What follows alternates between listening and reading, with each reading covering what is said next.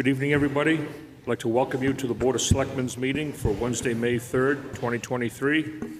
Mr. Pinion, do we have a need for non-public this evening? Mr. Chairman, we do two items, RSA 91A3, Roman numeral 2, lowercase b, hiring, and lowercase e, pending litigation. Thank you. Next on the agenda is going to be consideration of minutes, first set being for April 12th. Do we have any comments or corrections on those? Seeing none, I'd entertain a motion to approve as presented. So moved. Second. Motion made by Linda, seconded by Luke. All those in favor? Aye. Opposed? April 19th minutes. I had one on page 13. About this would be the second paragraph down, a one-line paragraph, starts with Mr. Harriman. It says, do they want all 4 pickleball courts? That should be tennis courts. On that question there, and that's the only one I had. If there are no other corrections, I'd entertain a motion. I'll make a motion to accept it as amended. Second. Motion by Linda, seconded by Dave. All those in favor? Aye. Opposed? Thank you. Public hearing. Okay, next on our agenda is going to be a public hearing we're going to open up the public hearing to get some input on a dockside parking for the summer of 2023.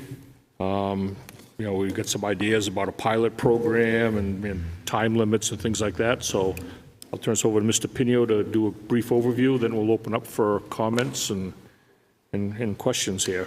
Thank you, Mr. Chairman. About 2 months ago, the Board of Selectmen, in conjunction with the Police Commission, met for the purposes of talking about parking in the downtown area.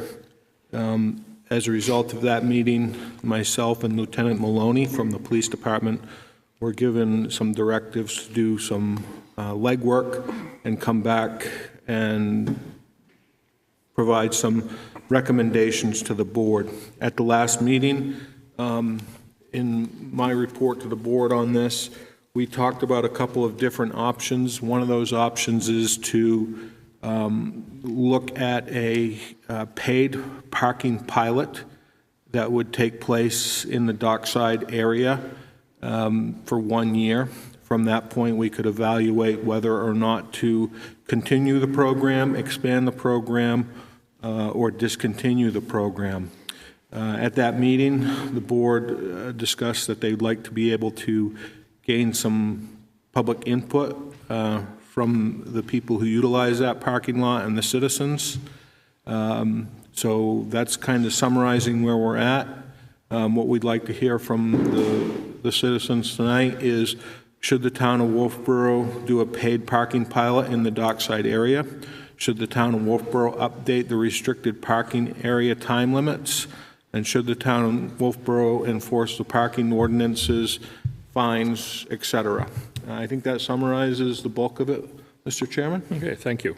So at this time, I'll open up the public hearing. So anybody that would like to come up, make comments or ask questions, please come up to the mic and just state your name at the beginning so we can get that recorded, and we'll go from there.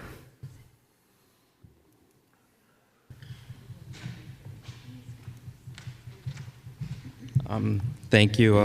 Brody DeShays, Wolfeboro. I guess I'll start off what'll be probably a number of people who have grievances with the pilot program, but I have a lot of issues with the idea of any paid parking in town. One specifically with this pilot program is the idea of the 20 to 25 spaces in the Dockside Town Docks parking lot. What'll happen is people will avoid those costly parking spots. Even if it's $2, they'll avoid paying it, and there'll be an increased competition for other parking spots that are free. People will see, oh, those 20 to 25 cost $2. I don't need to pay a premium to be near the lake. I'm parking, I can walk 50 feet, 20 feet anyways. So what you'll see is you'll see an increased competition for all the free spots elsewhere in town, or an increase in competition for the municipal parking lot that's behind the old electrical department and at the end of by Laner Street over there. Congestion will probably also increase the second people see that it's paid parking. They'll be more likely to pull out of the spot. They'll be more likely to drive around in circles looking for the limited number of free parking spots. There will also probably be a decreased utilization of parking spots near those select number of businesses that abut the town docks parking lot. Businesses near those paid parking spots will see probably less initial foot traffic, which I would define as people exiting their vehicles next to their storefronts. So for example, if someone is parking behind what was Bayberry Provisions, which is now owned by the Loon place, the new Loon restaurant, people will be less likely to exit their vehicles probably at the paid parking spots because they'll be less likely to park there and more likely to exit their vehicles at other storefronts, so they'll probably be more likely to frequent those other businesses. People will favor free spots by these other businesses. That'll basically mean that the town is going to make it so then people are incentivized to go utilize those spots and probably frequent those other businesses. It also drives up costs for consumers looking to frequent these businesses abutting the town docks. So people have to pay $2 to go to a spot that's near the business that they prefer to frequent rather than pay for free parking at all the other businesses. And, you know, for someone like myself who's on, you know, not the highest income, that may pay into, you know, an idea of how I decide where I'm going to consume goods in town. Paid parking is also a very slippery and unwanted slope in this town. Wolfeboro would become the only municipality that's not a city on Lake Winnipesaukee that would have paid parking. We would join Laconia. I would argue that Wolfeboro and Laconia are very different places, and I'd like Wolfeboro to stay the way Wolfeboro is, and Laconia can go do what Laconia is doing. You know, I live in Wolfeboro for a reason. There's a reason why I haven't made the trip across the pond to Laconia to live there. I've never heard anyone push for desire for paid parking. I've never heard anyone in this town. Enforcement to me seems to be the biggest issue. I used to get parking tickets back when I worked at Dockside and at other towns, you know, other businesses in downtown like Yum Yum Shop. I've yet to receive a parking ticket since I left high school and since I stopped working at those businesses, no matter how long I park in downtown. So in some ways, I'm part of the problem if I go somewhere for about maybe 3 hours to have lunch with someone because I talk too long, as you can tell. But I think the other issue, and I think this is a fundamental issue for me, is it's double taxation for the town's residents. The town's residents paid for the initial cost of creating this infrastructure, and now town residents will have to pay a second time. I think that's double taxation. I think it's a slippery slope, and if somehow this pilot program grows and ends up becoming more spots, then that means taxpayers will pay twice. They'll pay once for the creation of the spots and the upkeep and for all the DPW budget, and then a second time just to use the spots. So even if it's temporary during the summer, should taxpayers in this town have to pay twice to use the same spots? Out-of-state residents or, you know, out-of-town residents will only have to pay once, and they'll only pay the $2. The rest of us will pay in our property taxes for all the other upkeep and the additional $2 on top, which to me might not be a lot, but it adds up over time. So I'd also like to thank Molly and Jolly and the Wolfeboro Trolley Company for taking initiative and working with the town in a private-public partnership to increase the amount of spots available and to encourage people to park over by the Arts Center and for that program to continue. I also would just like to encourage the town and the police department and the police commissioners to step up and to enforce our current ordinances. They exist for a reason, and you know, I think if it means making them stricter or coming up with new innovative solutions for enforcing those ordinances, I think that's the right thing to do. But I think creating new programs that limit the amount of free parking in town isn't going to solve the problem, which is if someone like anyone is parked for more than 2 hours, they should get a ticket, or they should move their car, or they should use the free municipal parking that they can stay overnight at. So that's my 2 cents on the $2 issue. Thanks. Thank you. Anybody else want to come up and?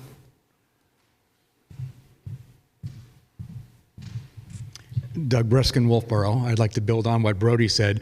It's my expectation that if you do implement the pilot program, you'll by necessity have to also have enforcement. So the enforcement's going to have to come along, whether it's just by itself or with the pilot program. So I think that would go a long way towards what you want to achieve. I would also suggest that since it hasn't been enforced in quite some time, that perhaps when enforcement begins, there could be sort of an introductory period where offenders could be given warnings rather than actual fines, so as not to build up the ire of the public at suddenly getting parking tickets. Thank you. Thank you, Doug. Anybody else wish to come up and comments?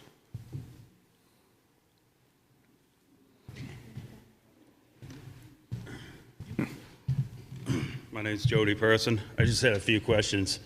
What are you trying to curve here by wanting to put that pilot program in? What do you want to have? Is it the idea that people are going to park for only 2 hours and then leave, and someone else can park? What are we looking to? What's the function of doing a paid parking? I guess. Sue? I think the idea behind this, Jody, is to give the law enforcement the ability to have the enforcement to be able to, monitor the parking down there. It has come to our attention that the marking of tires is being challenged in courts and stuff, so it's an invasion. And people, so there's really no way, good way right now for them to monitor if a car's been there for 2 or 3 hours or whatever the time frame is. So by doing a pilot program, gives us the opportunity to see if it would work or not.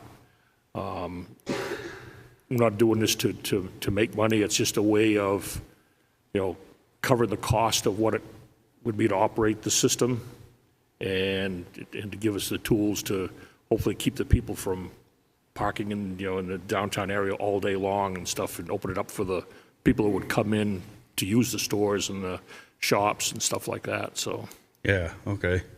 Another question is: are we talking about anything to do with parking down Main Street?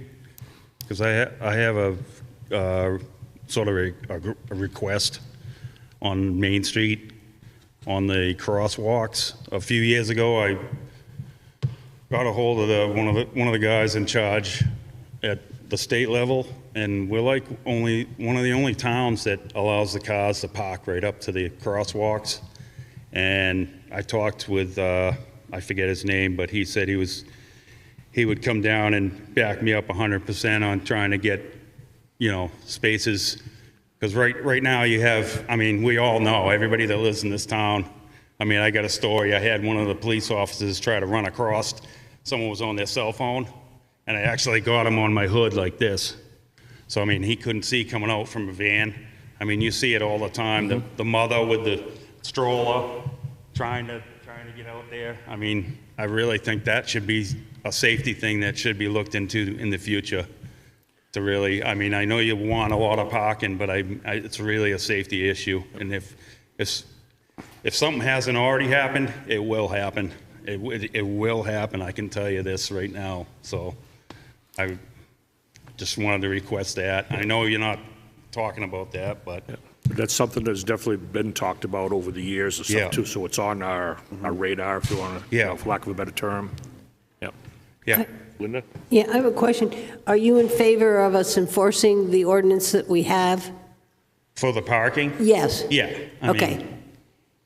You got to have something. You can't have a free-for-all. You got to have some kind of... Yeah. And there is ways you can do it, too. If you can't use a chalk and actually touch a tire, they have digital systems. I've spoken on them before, and I think Jim's looking into them, where they take a picture of the tire. It shows where the valve stem is. They take a picture of the plate, and then the officer can go on his own and do whatever he wants to. And in 2 hours, if the car hasn't moved, then GPS tells him that that car is still there, and he can hit a button on the handheld unit, put the ticket on the car, and be gone. Something's got to be done. Unfortunately, it seems like we keep losing parking. Like Hunters, I don't know what's going to go on. They're going to change their footprint, and we're going to lose spots over there. More parking. We're going to have more parking? Wow. And then this restaurant right over here has no parking, just all outdoor seating. And the Citizens Bank came in, and now everybody that works at Citizens parks in the municipal. That they should have had that figured out, parking for the employees. Just, you lose spots like that. So just my thoughts. Thanks. Okay. Luke, you want to make a comment? Jody, too. I think from my point of view, the thoughts behind the pilot too would I mean, when you come into Wolfeboro, let's say you're going to go get shoes or go to the dive store, or you're just running into town to grab something that you need in town. It would be, from my point of view, it would be nice if someone could come into town and the Dockside area would be almost like a guaranteed parking area, because then you'd be paying for parking. So you could run in, pay your parking, run into the store, grab something, come on out. It's hard in the summertime to be able to access some of those retail locations, because you could drive around for quite a while looking for a parking spot. Yeah, we all know it's a mob scene. I mean, what are you gonna do? So, at least you're moving forward with something, and thanks. Yep, thank you, Jody.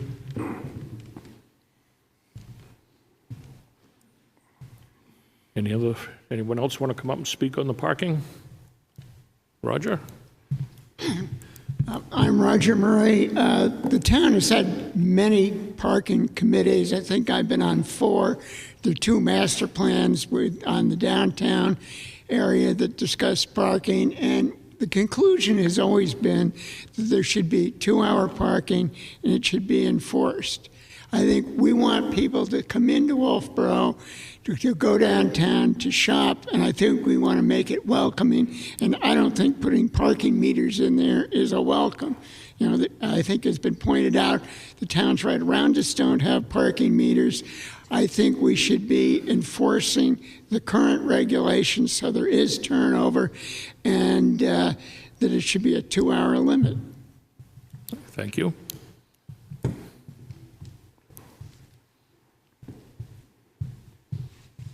Hi, Deb Skelly. I guess I would want to know what the paid parking pilot, can you just explain? Is it like Dover where you have certain stations and you get a ticket and you put it in your car? I have to say that I think there are 2 things we could do. I think we need to enforce the ordinance that we have. I would really like to see more police presence downtown anyway, for parking and for many other reasons. I agree with the gentleman that talked about the eliminating the parking by the sidewalks. I have seen so many close calls. But I also believe that we as employers, I own a business downtown, I work very, very hard to make sure my employees park beyond the railroad station.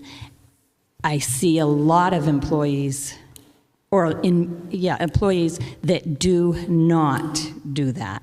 And I think we need to make sure that our employees understand that it's only helping us, it's helping them. So I think that's a problem too. I don't know how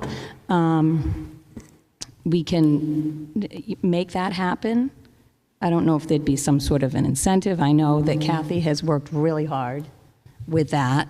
I have teenagers, and teenagers want to drive their cars to work.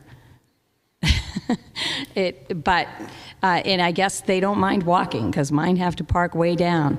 But I do see many others that don't, and I do think that's a problem. That might be 20 or 30 spaces a day. So that's my 2 cents worth, but I would like to see the police enforce it. I know there are many people that don't like that, but I think I would like that more than the pilot.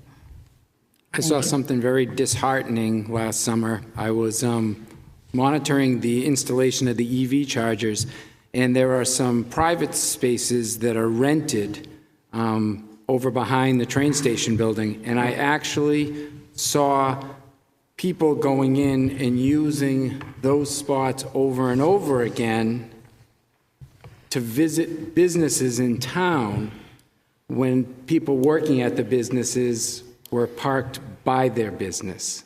So it was almost like they were using that spot that they paid for as a reserve spot, and they were keeping, so it was, there's a lot of ways that people kind of manipulate our parking situation a little bit. And I also understand, I talked to someone who was looking at potentially getting a job and monitoring the parking in downtown. And he actually said, do I want to be blackballed by 100 businesses in downtown? He goes, if I'm out writing tickets, he goes, I won't be able to show my face in town down. And I've also heard from someone that you should hear all the yelling and screaming from people when they get parking tickets in the lobby of the police station trying to, argue, why do I have a ticket? So I can see that, nobody wants to be the one to take the brunt of it all. But other towns have learned to deal with it, and we're going to have to figure out what we need to do. Josephine? Good evening. My name is Josephine Amatucci. At the latest police commissioners meeting... Josephine, this hearing is just for the parking pilot right now. This is a public hearing for a parking pilot program down on the Dockside parking lot. Also, when do you have public input? That's on the agenda toward the end of the meeting.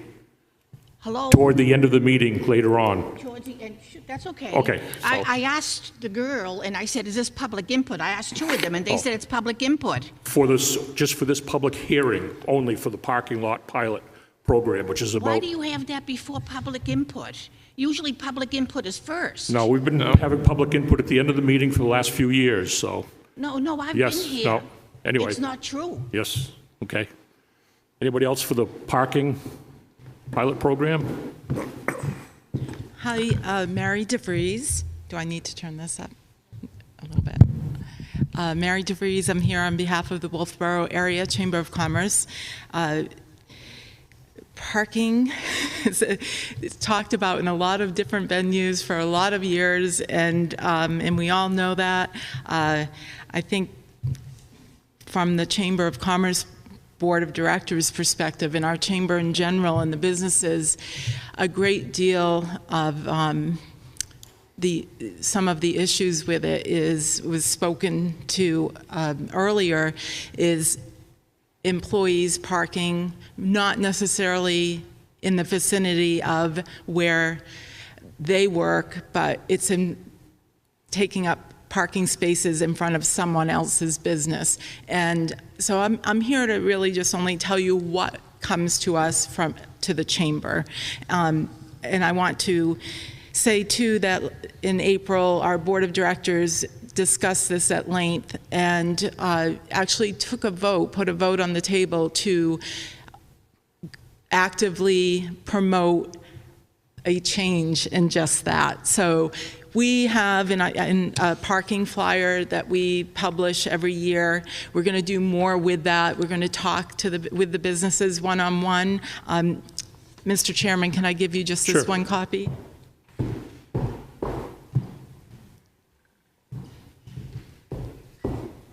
In that flyer, it does speak to that it's parking is good for business is kind of the theme. And again, what I heard earlier is we agree is that asking employees to park, save the most convenient spaces for paying customers is not punishing the employees, it's helping businesses. The chamber did a parking survey. It was a whole parking report, multi-page. This was back a long time ago, and actually went door to door. 85 different businesses participated. We identified that there were, on any given day, about 200 employees working in the downtown core alone, and that number grew on Saturdays and Sundays. And the same issues were brought out through this survey, that it's employees parking in front of someone else's business. When a new business opens in town, it's noticeable. One of the first calls I get is, I don't understand why the businesses are taking up all the good spaces. So, it's not my job to pick on the businesses, so it's a little awkward talking about them in that way, but it's the reality, that's what comes to us, to the chamber, is that concern. As far as enforcement, maybe a warning before the ticketing. Again, we're trying to create a different environment, and so keeping it in a positive motion, it just might result in change. From the visitor's perspective, and again, this is speaking from our information center in the Chamber of Commerce, what we hear and are told, they are not seeing that parking is necessarily a problem. All they want to know is where can they park. So the signage is effective. They're asking the questions, and then they'll make their own decision. If they're able, they'll go and park in one of the long-term municipal parking lots, and they know they can stay there as long as they wish. They see the 2-hour parking limit signs. The visitors believe there's a good chance they're going to get a ticket and a fine if they park in that 2-hour limit parking space. They'll make their decision to do that. Some will do it and take the ticket, and others will move in 2 hours.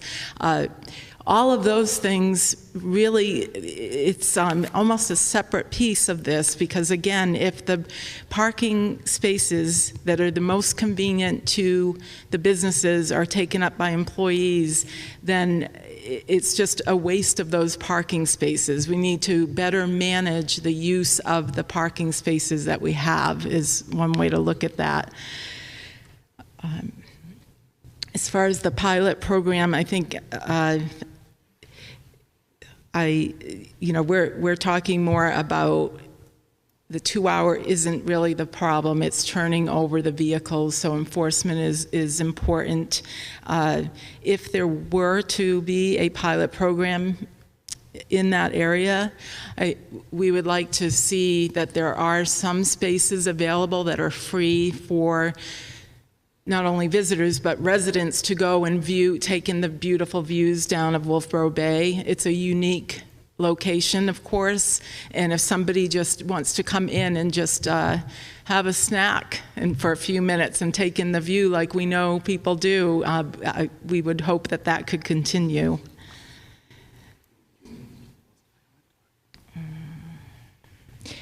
The 5-minute parking spaces for the pickup that the Board of Selectmen very generously created in 2020 when people were doing takeout, or so they could get takeout. That was wonderful, and can there be more of those? Could that be more of a remedy to this? So have them, it was done to help the businesses, restaurants with takeout. We know there is a 15-minute, pardon me if that's not right, in front of the post office to make it convenient for those patrons. So what about all the other different business types? Can we help those businesses and make it more convenient for people to get to them, for that quick stop to run in and buy a quick birthday gift or take something else home? Those are just some thoughts. Again, the Chamber Board wants you to know that we're committed to doing more this year and on a consistent basis with getting this messaging out to the business community so that hopefully we can all work together. And just kind of anecdotally, it's really been these past few years when we, at the Chamber anyway, where we started to have the phone calls and people walking in and kind of telling on each other, if you will, about someone parking in front of their business all day. We had seen it the other way around for many years before that. It's very interesting to me. So I think there's a way that we can all work together and change it back so that we're seeing less of that part of this as an issue. Thank you. Okay. Thanks, Mary. Yep. Because the area is so small in town where all the businesses are, there's only one solution. Behind Harvest Market is a play area. I don't know what they do there, but I know there's swings for the kids, but I don't know what they do in back of that area. But it doesn't matter.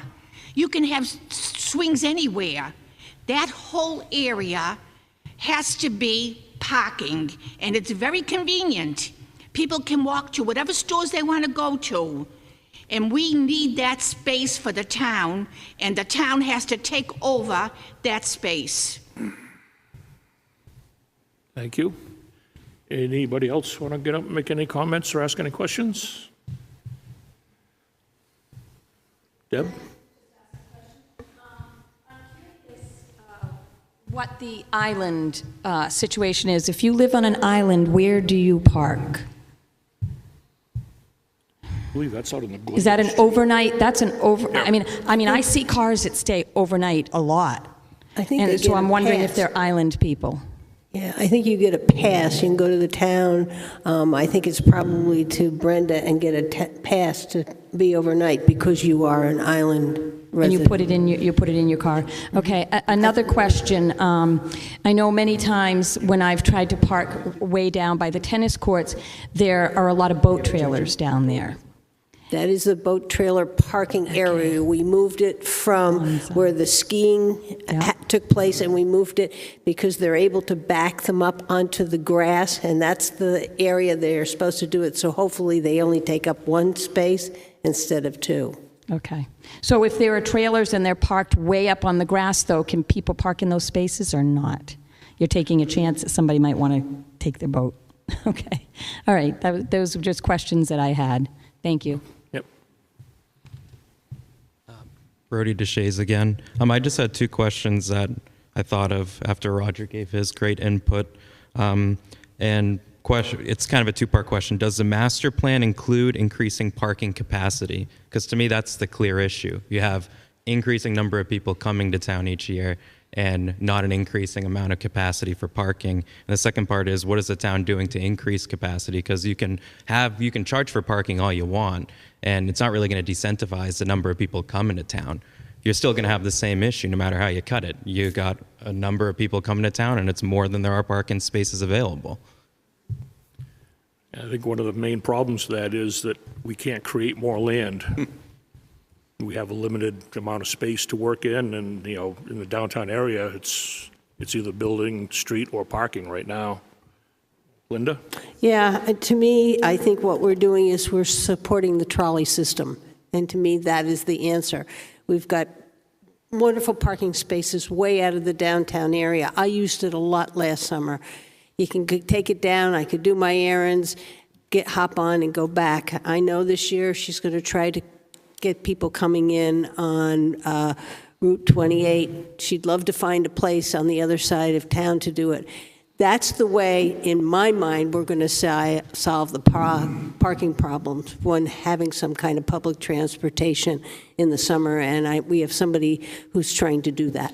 What is the town doing to incentivize that? Because I know, for example, if I live on North Main Street, what's going to incentivize me to drive all through the downtown traffic all summer, or even Center Street to go through all that traffic, go up to the high school, get on the trolley, and come to town? I think she was trying to get a parking. We have the electric department doing the lines, and they are using the space where it used to be the old water tower.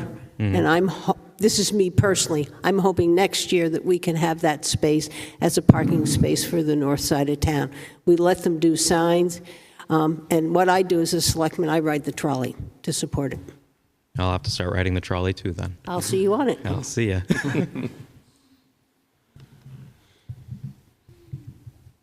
Kathy Fairman with the Wolfeboro Trolley Company. Thank you for having this public forum so we can talk about this, and thank you for coming up with some ideas and asking the public about it. I think that's great. And to everybody who's come here to speak tonight also, thank you. And for those who haven't, go ahead and send an email to Jim or call or write a letter and send it via regular mail. I'm sure they'll still be interested in hearing about it. So I'm just going to adjust what Linda said to say what we are doing this year. Jolly will be running the shuttle again this year. We have added the stop at the town's public parking spot next to Linda's Flowers. So we will go from the high school to Linda's Flowers, then we will go down 109A Bay Street and come back around and come into the railroad station, come back downtown to the railroad station. We will, and we have the time, and we may actually still go up North Main Street, just logistically, because it probably is, I know it's easier to make a right-hand turn rather than cross two traffics. I won't get into too much of that, but that spot where the old water tower used to be is a place for the North Main Street. Then we will be able to capture the folks coming in North Main Street, Center Street, and then from the south. We can still do that in 15 minutes from the time we leave Kingswood. Even if we get held up a little bit making the corner there onto 109A, we can still do that and get to the railroad station in 15 minutes, and then from there head back and make the route again. So we can do that, and yes, very much so. Enforcing the existing regulations. If we do nothing more than enforce the existing regulations this summer, it will encourage people to use that. But I want to say that I support, the Wolfeboro Trolley Company supports, all three of the proposals that you're putting here tonight. And I'll tell you why the pilot program for the paid parking I think is a good idea. First of all, we'll keep the 2-hour parking in many of the areas. Encourage you to, yes, add those 15 minutes parking spots that we had in other locations, which may make it difficult to use the, or challenging to use the new system with it that Brian's talking about. So I don't know how that will work, but it would be good. Those 15-minute parking spots helped not just the takeout businesses, but somebody who wants to get a tank of propane or somebody who wants to get a 50-pound bag of dog food. Those are all things that you don't really want to lug all the way back to the Glendon Street parking lot. And the people who want to go down to Dockside and have their ice cream and sit and get in their car, their elderly person that maybe isn't able to get out and sit at a park bench. It's still nice to have that. The pilot program will work well with the 2-hour parking because it will give an alternative for someone who needs to stay longer. The real estate agent who has to stay at their desk and to be the person on the front desk there. The person that's going out for a 2.5-hour ride on the Mount Washington, although we are catching those people for the shuttle because the Mount this year on their website is selling tickets to the shuttle, to the trolley shuttle. So we're working together on that. What was the percentage that he said when he landed last time? He said that he was getting a very high percentage. Oh, we have about 100 people a day that get off the Mount Washington coming in by boat. We don't have to have cars for them. Yeah, well, so, I think he said that 60%. But that's not the people we're catching are the ones going out on the Mount at 11:15 who are driving to Wolfeboro to take the boat out. So those people are buying their trolley shuttle when they buy their ticket to leave Wolfeboro, not come in on the boat, right? So and the other person is the person who wants to make that quick trip. So if they can have that parking space and pay the $2 an hour, so for an hour, then they can run and get their tickets to a concert at Black's or their card or do any of the other quick errands that they want to do downtown. So I think that I have no worries that those parking spaces will be empty and that will put more pressure on the free parking spaces. I don't think that's a problem. I think that anybody who knows or feels more confident about going downtown and having a place they can park to do a quick errand will help our local citizens who get frustrated. And I hear so many say, oh, we just don't go downtown in the summer. And that's not right. That's not. We want them, our people who live here should enjoy and be able to utilize our businesses in the summer as well. 2, the revisions. Yes, I think you should look at some of those as well. Just having the straight 2-hour parking, if you don't have the paid parking, it's not enough. 2 hours isn't enough to come into town and do all the things we want them to do. We want them to take a boat ride. We want them to go to lunch. We want them to go shopping. And we want them to take a trolley tour. So that's going to take more time than just the 2 hours. So the philosophy that we've had in the past, and I agree with Roger that we have said that we tried 4-hour, that didn't work, 2-hour was better, but we still need to try something else. And looking at a new alternative, I think is a good idea, other than just staying with the status quo. The other area I think you could look at revisions is in the area where you provide for the delivery trucks. Identifying some spots where the purveyors can come in. Those semis are bigger than they ever were and getting bigger all the time. And we need to make it easy for those people to deliver all the goods that our businesses need to sell. So we need designated places for those and we need designated hours for those. They will work around the hours that we pick. So I think designated hours and designated locations. Having the spots designated down by the docks that folks spoke about for people to be able to enjoy, I think that's great, but I think it's going to be confusing. I've talked to several other folks that do other towns, people in other towns where they have paid parking, Laconia being one of them at Weirs Beach, and that one side of the street is for so many hours and the other side of the street is for so many hours. That's confusing, and people are getting ticketed all over. That's from, again, the manager of the Mount Washington cruise ships. They hear about the people who are getting the tickets. So consistency and clear identification of the areas, if you're going to have different timings, I think is very important. And last, on the in the area of enforcement, whatever you decide to do, even if you decide to keep it the same as it has been, enforcement is the key to anything. Don't pass or maintain regulations if we're not going to enforce them. So that, and I'm happy to answer any questions if anybody has any questions about the trolley. Yes. So I have a question. I'm trying to figure out how much you would charge. Now, if we leave the 2-hour parking at the dock, down at the docks, just like we have it everywhere else, and we charge per hour, how much do we charge to incentivize people to move along? If you charge them $2 an hour, and they can park for unlimited time, they're going to be there unlimited time. If you charge them $2 an hour, then do you put a 2-hour limit on it, and they pay $4, and then they move?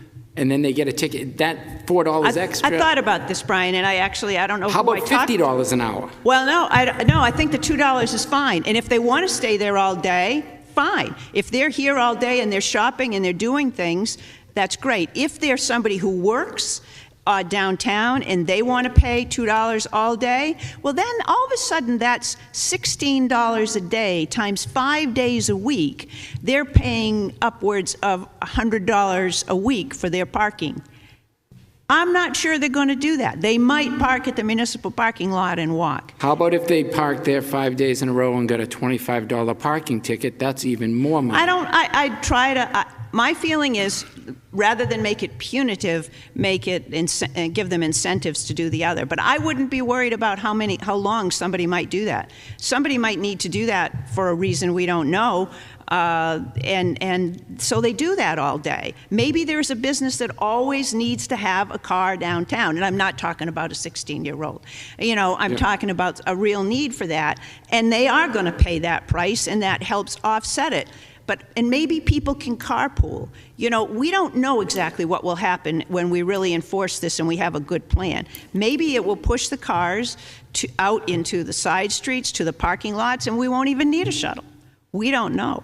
So, and in terms of the shuttle, I'll say that we're asking $6 a day. $6 for an all-day pass for an adult, $3 for a child for people who are just coming into town. I will be handing out a lot of season passes again. I had originally thought that I would only run the shuttle from 10 until 3 this year. If we move forward with this enforcement thing, I'm scrambling to get drivers, and we will be running it. And I know the hours, even from 8 to 6, really weren't enough. Yeah. Some of the business open at 8, and of course a lot of them go past 6. We ran into the same situation when we were doing the EV chargers, because there's something called an idle fee. They're allowed to charge for X number of hours, and then if they just sit there and they're not drawing electricity, they get charged by the hour. I said $5 an hour, and I was overruled by the entire Energy Committee that said $20 an hour. And I said, because they said it has to hurt or else people won't move. I think that your fine needs to be a good, strong incentive for illegal parking. There's a lot of just plain illegal parking last year, as well as more than the 2 hours. So I think that's for you and the police commission to work out there. So the only other thing I would say is that we do have people who have suggested, there was a letter to the editor, and we've tried to listen to everything and listen to everything here today about the shuttle being completely free. And that's something that we can look at down the road. At least we're providing an alternative now. We're providing free passes to the businesses, all the businesses that advertise on the trolley, I should say. And that's a lot of them downtown. So we'll be handing out upwards of 200 of those season passes again this year. And we're hopeful that people will be able to use those and will be. But I think that that ticket, you better make a difference, you know. So if it hurts a little bit, then that's the incentive. I think it's the right thing to do. I think that the business people, the visitors to our town, and our own townspeople deserve to have access to downtown and not have the cars circling. And it isn't even good for the environment to do that. It certainly isn't good for our blood pressure. So thank you very much. All right. Thank you, Kathy. Anybody else want to get up and speak? She said they will get problems with getting people to drive her bus. And that is a big problem. So therefore, her idea is not a good one. But nothing surpasses my idea where we need that space behind Harvest Market, where there's those swings there that don't belong there, that it doesn't matter whether they're there or not. That whole area, you know how many cars we can park over there? Unbelievable. So every idea here is complicated. It's not going to work. And not only that, it's not good for the town to have all these laws and rules and police coming after people that want to come and buy in our town. We have to keep all these issues away and make it easy. All these parking, you know how many cars you can park in that area? That would take care of the problem, period. We could also put a parking deck on one of the lots behind the train building. Hi. Hi. My name's Carol Zach. I'm opposed to any metered parking at all. I think that's what makes Wolfeboro so special. When I moved here, I realized it was a tourist town, and I live north of town, so I make sure that I go around town during the day if I have to go down south. And I also make sure if I have some errands to run downtown, I go very early or very late in the day. And I love going down to the dock sometimes late in the afternoon. You know, all the people have left, the tourists, they're out for their barbecues and dinner, and I go down to the dockside and I just sit there and look out at the water. And I just don't want metered parking. I just have to put my 2 cents in. Thank you. Anybody else? Hi there, Greg Rourke Jr. Just want to touch on a few things that several people have spoken on.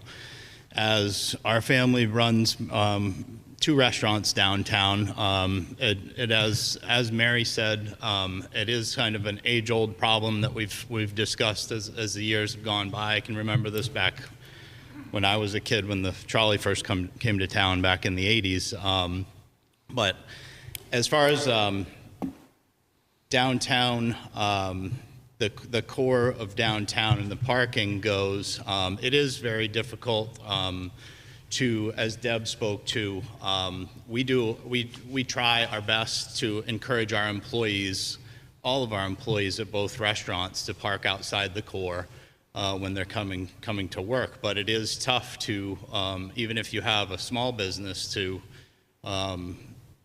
you're managing these employees. We have, between the 2 restaurants in town, sometimes just in a lunch or a dinner shift, we might have 20 or 30 employees there for just one shift. So we have Mary's one pager on the parking posted by our schedule, and we also have another sign that reminds people to park outside the core. We can try, but you can't make Johnny do what you're asking him to. So it's hard especially without any enforcement. I think that's definitely a big issue that needs to be addressed more, because I've had people walk in the front door at Dockside and say, hey, there's posted 2-hour parking, do they enforce that? And I've heard employees say, no, they don't enforce it. So if Johnny's telling people that they don't enforce it, knowing that they don't enforce it, Johnny's probably parking in a spot somewhere. So, but I think the enforcement is definitely an issue. So we would definitely support that. We definitely support a pilot program as well. I think we've I know that we've gone before the selectmen before and suggested it. We've written a letter.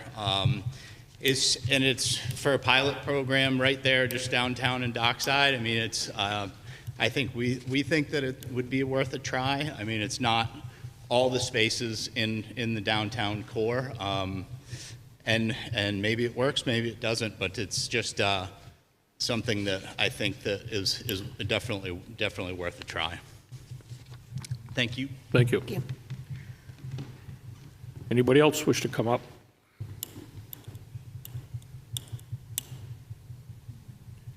All right, seeing none, we'll close the public hearing on this.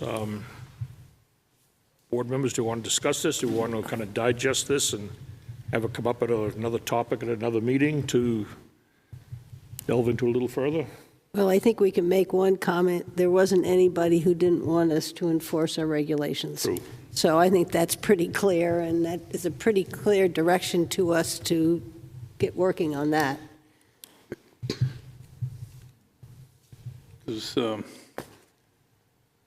Brian gave us some insight into this pilot program and how it works. Can you do that again? Public, you explained it pretty well to us, pretty simply, about how we don't have to invest anything in it and how it works. Now, which program? I'm talking about tire chalking, digital tire chalking. No, well, one of the other meetings you talked about how this would work with the kiosk and your cell phone, how you can do it on your cell phone. I think that was Jim. That was Jim. Yeah, it was Jim who did that. Okay. Sorry, Brian, I was picking on you. That's okay. So the way that system would work, the state of New Hampshire has just adopted it with their parks. It's called Park Mobile, and the way that works is it would identify an area such as Dockside as a zone type of parking. When you pull into that parking space, you would either go through their app or you could telephone in to Park Mobile, or via text you could pay the parking fee. The advantage to that system, it helps with the enforcement end of it, because when you register your vehicle and you pull into park, you would pay the parking fee, and then at the 2-hour mark, law enforcement would be advised, or whoever did parking enforcement would be advised that this vehicle has been parked here for 2 hours, and it'd be simply a matter of walking through the parking lot. If that vehicle was still there, then they would be able to issue the ticket. So it's a check-in system. The problem is the checkout is based on parking enforcement going in and doing the job. The system that Brian was talking about, I think, has merit to it. The challenge with that is you have to have a parking person going through the parking lot, snapping pictures of the valve stems, the tires, and that would be very subjective as to when the enforcement walked through the area. So I think that we have some issues that we can talk about, we meaning myself and Guy Maloney, who's the police lieutenant, to try and capture a better enforcement mechanism going forward. All right, thank you. Yeah.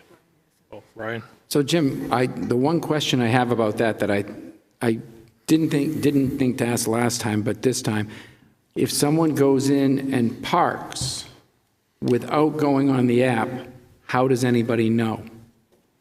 They would get a ticket. How because they're not registered, they haven't paid for parking.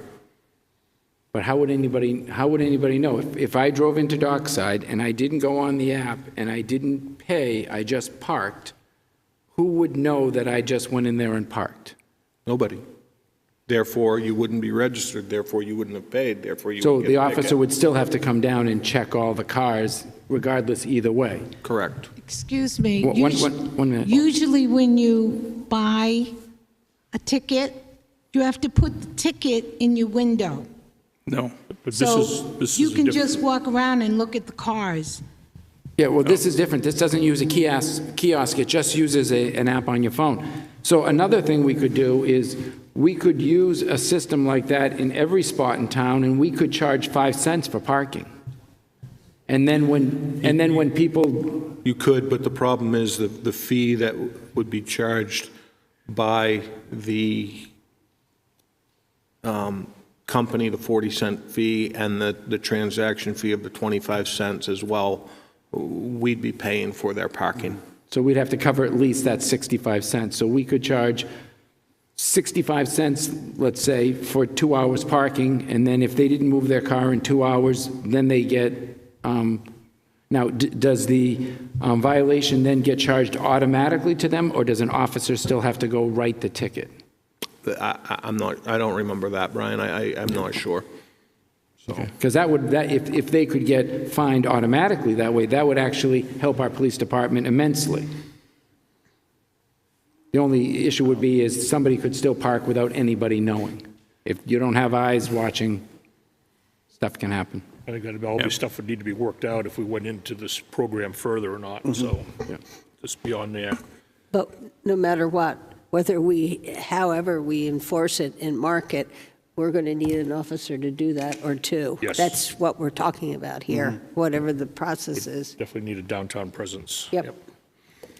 Okay, we're going to move on now. We've got a lot of stuff still to do, and getting into the evening here, so got some temporary event permit applications. First one being the Wolfeboro Board of Selectmen to consider a temporary event permit for the Wolfeboro Fire Rescue Department to host a boat and equipment display at the town docks on June 17th, 2023, from 8 a.m. to 11 a.m., permit number 2023-45. Good evening. Tom Zotti, Fire Chief. Essentially what we're asking for is permission to use 2 docks on the Cape Park end of Dockside for a few hours on that Saturday morning. What we'd like to do is invite the departments around the lake who have water rescue equipment, fireboats and so forth, to come over and share their equipment so we can all kind of get up to date on what departments have for capabilities and so forth. Essentially, the only ask we have of you is permission to use that dock space for those few hours. What we would do is cone it off either the night before or first thing in the morning, and then pick it up when we leave. It's intended more for first responders, but the public would be certainly welcome to come observe and take a look at the equipment that would be on display for a few hours. I'd be happy to answer any questions that you may have. Okay, thank you. I'll do now. I'll open up the public hearing. Anybody in the audience have any questions or comments for the chief or the board? Seeing none, we'll close the public hearing. Board members, any questions? Move to issue a temporary permit for the Wolfeboro Fire Rescue Department to host a boat and equipment display at the town docks on June 17th, 2023, from 8 a.m. to 11 a.m. I'll second. Motion by Luke, second by Linda. Any other discussion? All those in favor? Aye. Opposed? They're all set? Thank you. Okay, the next public hearing, the Wolfeboro Board of Selectmen to consider a temporary event permit for the Wolfeboro Parks and Rec Department to host the annual 4th of July fireworks display from the Brewster Athletic Field on July 4th, 2023, with a rain date of July 5th, 2023, at 9:30 p.m., permit number 2023-46.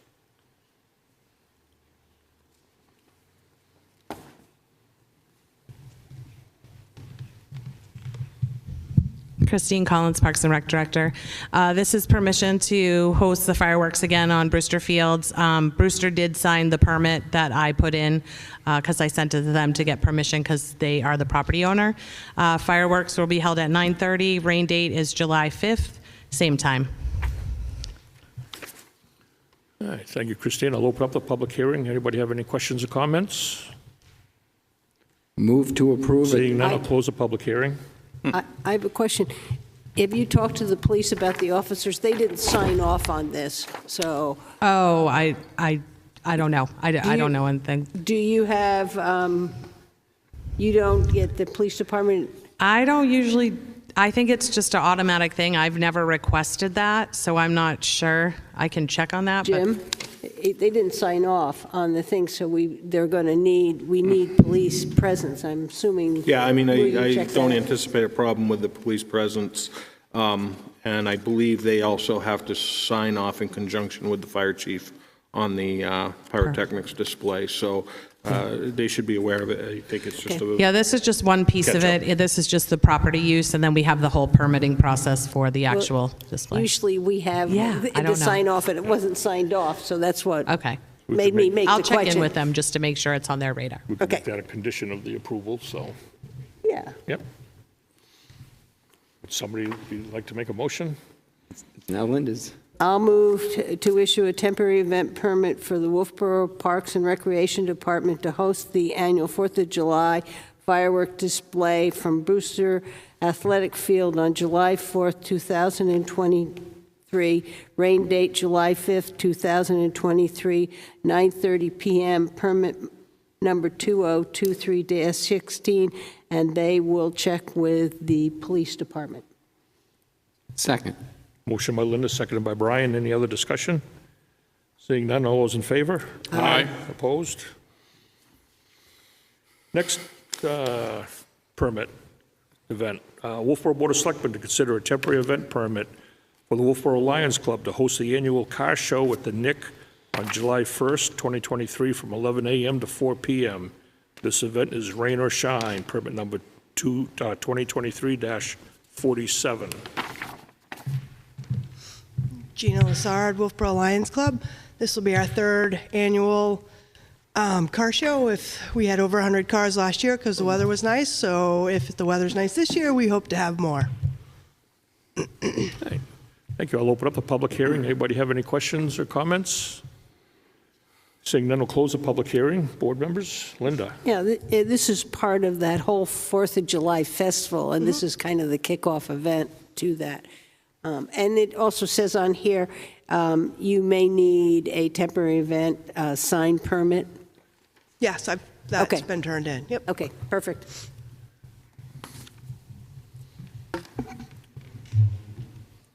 Move to approve a temporary event permit for the Wolfeboro Lions Club to host the annual car show at the Nick on July 1st, 2023, from 11 a.m. to 4 p.m. This event is rain or shine, permit number 2023-47. Second. Motion by Brian, seconded by Luke. Any other discussion? Seeing none, all those in favor? Aye. Opposed? Okay, a couple more to do here. Wolfeboro Board of Selectmen to consider a temporary event permit for All Saints Church to host the annual summer fair on July 15th, 2023, at 258 South Main Street from 9:30 a.m. to 1:30 p.m. Permit number 2023-48. We have anybody here from All Saints for this event? Don't see anyone. This is a recurring event that we have annually. Let's see. I don't know if they said here how many years they've been doing it, but it's been for quite a while. It definitely has been. 61. 61st annual, yeah. Okay. So what I'll do is I'll open up a public hearing. If anybody has any questions or any comments or concerns. Seeing none, we'll close the public hearing. Board members? Yeah, I just want to ask Jim. Jim, I'm assuming if we would then send them a letter with the requests that are on this form in terms of police officers and everything? That would be correct. Okay. Thank you. I'd entertain a motion to approve this one. I'll move to issue a temporary event permit for All Saints Church to host the annual summer fair on July 15th, 2023 at 258 South Main Street from 9 a.m. to 1:30 p.m. Permit number 2023-48. Second. Motion by Linda, seconded by Dave. Any other discussion? Seeing none, all those in favor? Aye. Opposed? Okay, the Wolfeboro Board of Selectmen to consider a temporary event permit for the Cystic Fibrosis Foundation host a walk on May 20th, 2023 from 9:30 a.m. to 1 p.m. along Bridge Falls Path and Cotton Valley Rail Trail, permit number 2023-49. see anybody here from there. Said she was going to be present virtually. Is Yeah. there anybody virtually? No. So this is, I think this has happened before, I believe, hasn't it? Yes, it has Yeah, quite a it number of has. times, and it happens the same week as the same day as the Smith River Canoe Race. There's never been any issue at all with the two going on, so. The only question was the route, and they were going to continue the route onto the trail, which is not under our purview. And she said if she couldn't get a state permit for it, that then she was going to go back to the original route. Well, I'm not sure what the original route is, so I have no problem with approving it as long as she submits a updated route plan prior to the event. Before we get there, I want to just open up the public hearing. Anybody in the public have any questions or comments? You could come up to the mic, please, and state your name. That way the audience can hear the TV land. Jim Knupp. I'm on the Cotton Valley Trail Committee, and we have had some issues in the past with groups coming forward getting permission from the Selectmen without first checking with the state, particularly if they're going to be on the Cotton Valley Trail with that size of a group. I would only suggest that that be checked before the Board of Selectmen does approve the the event. Yeah, I think what we would usually do is put a condition on the approval that they get permission from the state or two, so that all the bases are covered. Yeah. Yep. Yeah, we've run into a couple of issues, one with a triathlon where a huge number of people were going to be on that trail on a weekend, which is pretty insane. Yeah. Okay. That Thank was you. all I had. Yep. Josephine? I can't think of the name of the school, the private school. What's the Brewster? name of it? Brewster? Yeah. Now, Brewster Academy does not run in the summer, am I correct? They run camps, the regular school doesn't. They run, summer camps go out of Brewster. They rent the facility out. Yeah, summer camps.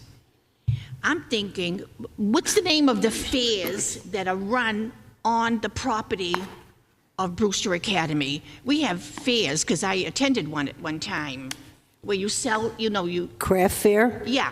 They have two of them, yes. Do you get permission from the school to have the craft fair? Who runs the craft fair? That is run by Brewster, and it's a fundraiser for their local scholarship. It's run by Brewster? Yes. Correct. All right. I'm thinking they don't need all that space for parking in the summer, Well, that's which their- is the time we need all the parking. So could you make a deal with them that they allow parking for the town in the summer, which is only 2 months? There we go, a perfect area to Yeah. park cars. But again, that's their property, it's not the town property. Yeah, but you can make a deal with them. You But can do anyway. anything, even if we have to pay them. We have a public hearing going on now for an event going on out of the Bridge Falls Pathway right now is what our public hearing is for right now. So really has nothing to do with Brewster or the parking situation right now. We're talking about the system. So getting back to my idea, Well- I think you should make a deal with Brewster Academy to allow parking for the town in the summer. Okay, thank you. Anything else on the event for the Cystic Fibrosis Foundation? Seeing none, we'll close the public hearing. I think we could make that a condition, Brian's concerned there that if the new route doesn't work out, that we get a plan of which route they're going to be using, so we have a map of it before the event. So, I'll give it a wing. Move to approve a temporary event permit for the Cystic Fibrosis Foundation to host a walk on May 20th, 2023 from 9:30 a.m. to 1 p.m. along the Bridge Falls Path and the Cotton Valley Rail Trail, pursuant upon them receiving state approval to use the rail trail. If not, for them to resubmit their route as the route has been in previous years. Permit number 2023 2023-49. I'll second. Motion by Brian, seconded by Linda. Any other discussion? Seeing none, all those in favor? Aye. Opposed? Okay, thank you. Next on our agenda is the bulk vote, which this week includes two manifests, one of April 21st for $735,175, and April 28th for $1,911,916. Has a current use application on Center Street, three abatements. I think there's 6 intent to cut warrants and 4 tax exemption credits. I'd entertain a motion on the bulk vote. We got one more, Brad. 2 raffle permits for the public library and the Wolfeboro Lions Club. I would make a motion that we approve the bulk vote A through F. I'll second. Motion by Dave, seconded by Linda to approve. Any discussion? All those in favor? Aye. Aye. Opposed? Okay. We have no board or committee appointments on the new business. Wolfeboro Trolley Company, a sign request for 91 Center Street. I'm going to recuse myself from this one, so Luke, because my wife doesn't work for Kathy, Luke, would you want to kind of run this one for us? Sure, absolutely. Kathy Fairman, Wolfeboro Trolley Company. What I'd like to do is to put up a sign, and I have to talk with the Public Works Director in terms of where that best location for that would be, which is what we did last time when we did the one up at the Art Center. This is a directional sign to let people know where they can get the shuttle. So this is a picture of the one that we have up at the Kingswood Art Center at present time. It will look as much like that as possible, given whatever the location is that we decide to have. And the idea is that we're going to catch people coming in that end of town, and they'll hop on Jolly and leave their car there. I think, I'm not even sure there's a good brown parking sign down there, because it's a great location for somebody to park their car, and then they can walk the Bridge Falls path to town, which people do, but I'm not sure how well people are aware of that. So, but that's another location that we can do that at. So, but anyway, it's my expense to have the sign and to put it up, and we'll find a location over there that works. Thank you. Please. Any questions from the board? Want a motion to, Is there I'll make a motion that we approve sign location on the municipal parking lot on Center Street for Wolfeboro Trolley Company. Second. Motion's been made and seconded. Is there any further discussion? Seeing none, all those in favor? Aye. Opposed? Thank you. Thank you. Just one comment and thought about the one on North Main Street where the old water tower is that's tied up with all the trucks up there right now. It was suggested back a while ago, a few years ago, about the possibility of having a parking lot on the town property on Filterbed Road. And I think even Linda, you mentioned maybe could we use that as a spot and to try to get the people. But I think it's better to have it really on Main Street so people will see that. But is it possible for the trucks and equipment that are currently using the spot on North Main Street to use someplace over on town property on Filterbed Road? I think that's a real challenge. They are working in that particular area. They're mobilized. They've already got everything there. I will ask the question, but I think this year that would be a real challenge. And I think we probably have bit off enough for this year anyway, but I think looking down that the use of that lot's been used for various kinds of things of that necessary in the past, and so that maybe whatever that is in the future, if that could get moved to the Filterbed Road area and then set up a nice parking lot up at that end of town in general, because then you can take your bikes there or whatever and come down the hill. It's logical. It's a logical thing for the future, however this goes. So thank you very much. Okay, next on the agenda, Bailey's Bubble requests to occupy 3 parking spaces during the evenings during the summer months. Eb, do you want to? Absolutely. Deb Skelly, Bailey's Bubble. So we would like, for the safety of our customers, for the safety of pedestrians downtown who wish to get by our business, and for our customers to have 3 parking spaces. Also, I'm going to add, for the protection of people that may park there, it's not safe for their cars, it's not safe for them to be moving in or backing out of that on a busy night. And the reason why we feel okay to ask for that is because we don't put the planters out to block those spaces in the past when we've been given permission until after 5:30, and we are the only business open on Railroad Ave at that time. So that's why we would like to ask for permission for that. Questions? Yeah, I think that, in my opinion, I think that's been great. You've been doing that for a few years now. Makes a much safer area for all your customers, and doesn't impact the parking, as you said, because the businesses are closed at that time. So there's always parking down there for the customers to come in to see you. So just want to put that out there. Board members, any other comments? I agree with you. Safety. Yep. Dave? Yeah, I think the 3 spaces you take or have taken over the years does not include either one of the handicap spaces, correct? Correct. Okay, thank you. And there's always such a crowd out there, you need a place to gather them anyways. Board members, would somebody like to make a motion? I'll make a motion that we approve the 3 spaces for Bailey's Bubble after 6 o'clock at night. Second. Motion been made by Dave, seconded by Brian. Any other discussion? All those in favor? Aye. Opposed? Okay. Next, commercial vessel landing permit for a barge, WIS Barge Company. There's somebody here from them?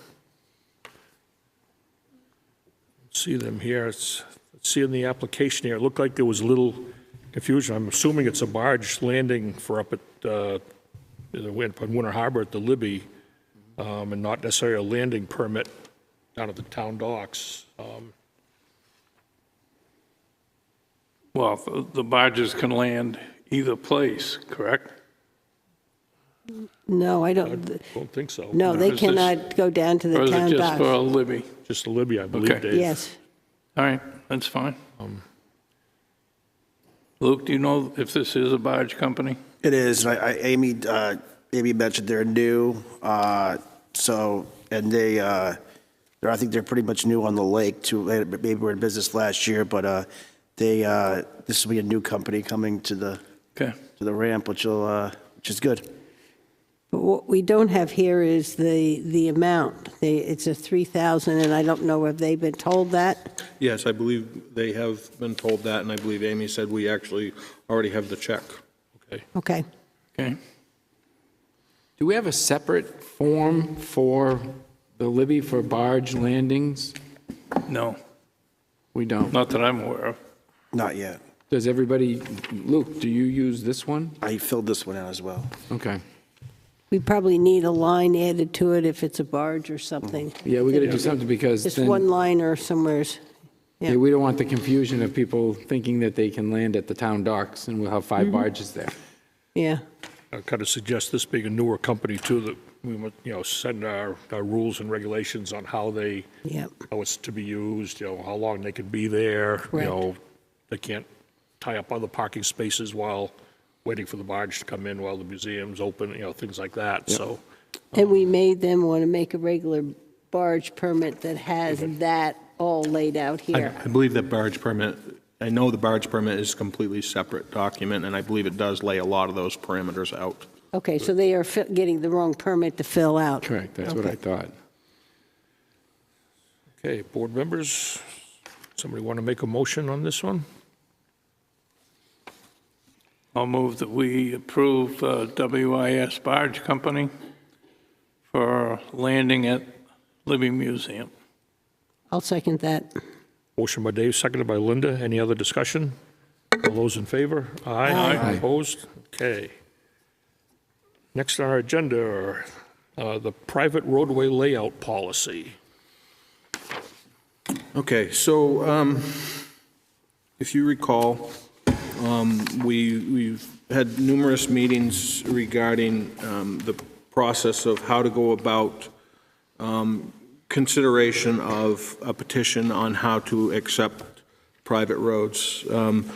A number of staff members have had numerous meetings with Stantec, with legal, and Brad actually attended those sessions as well as a board representative.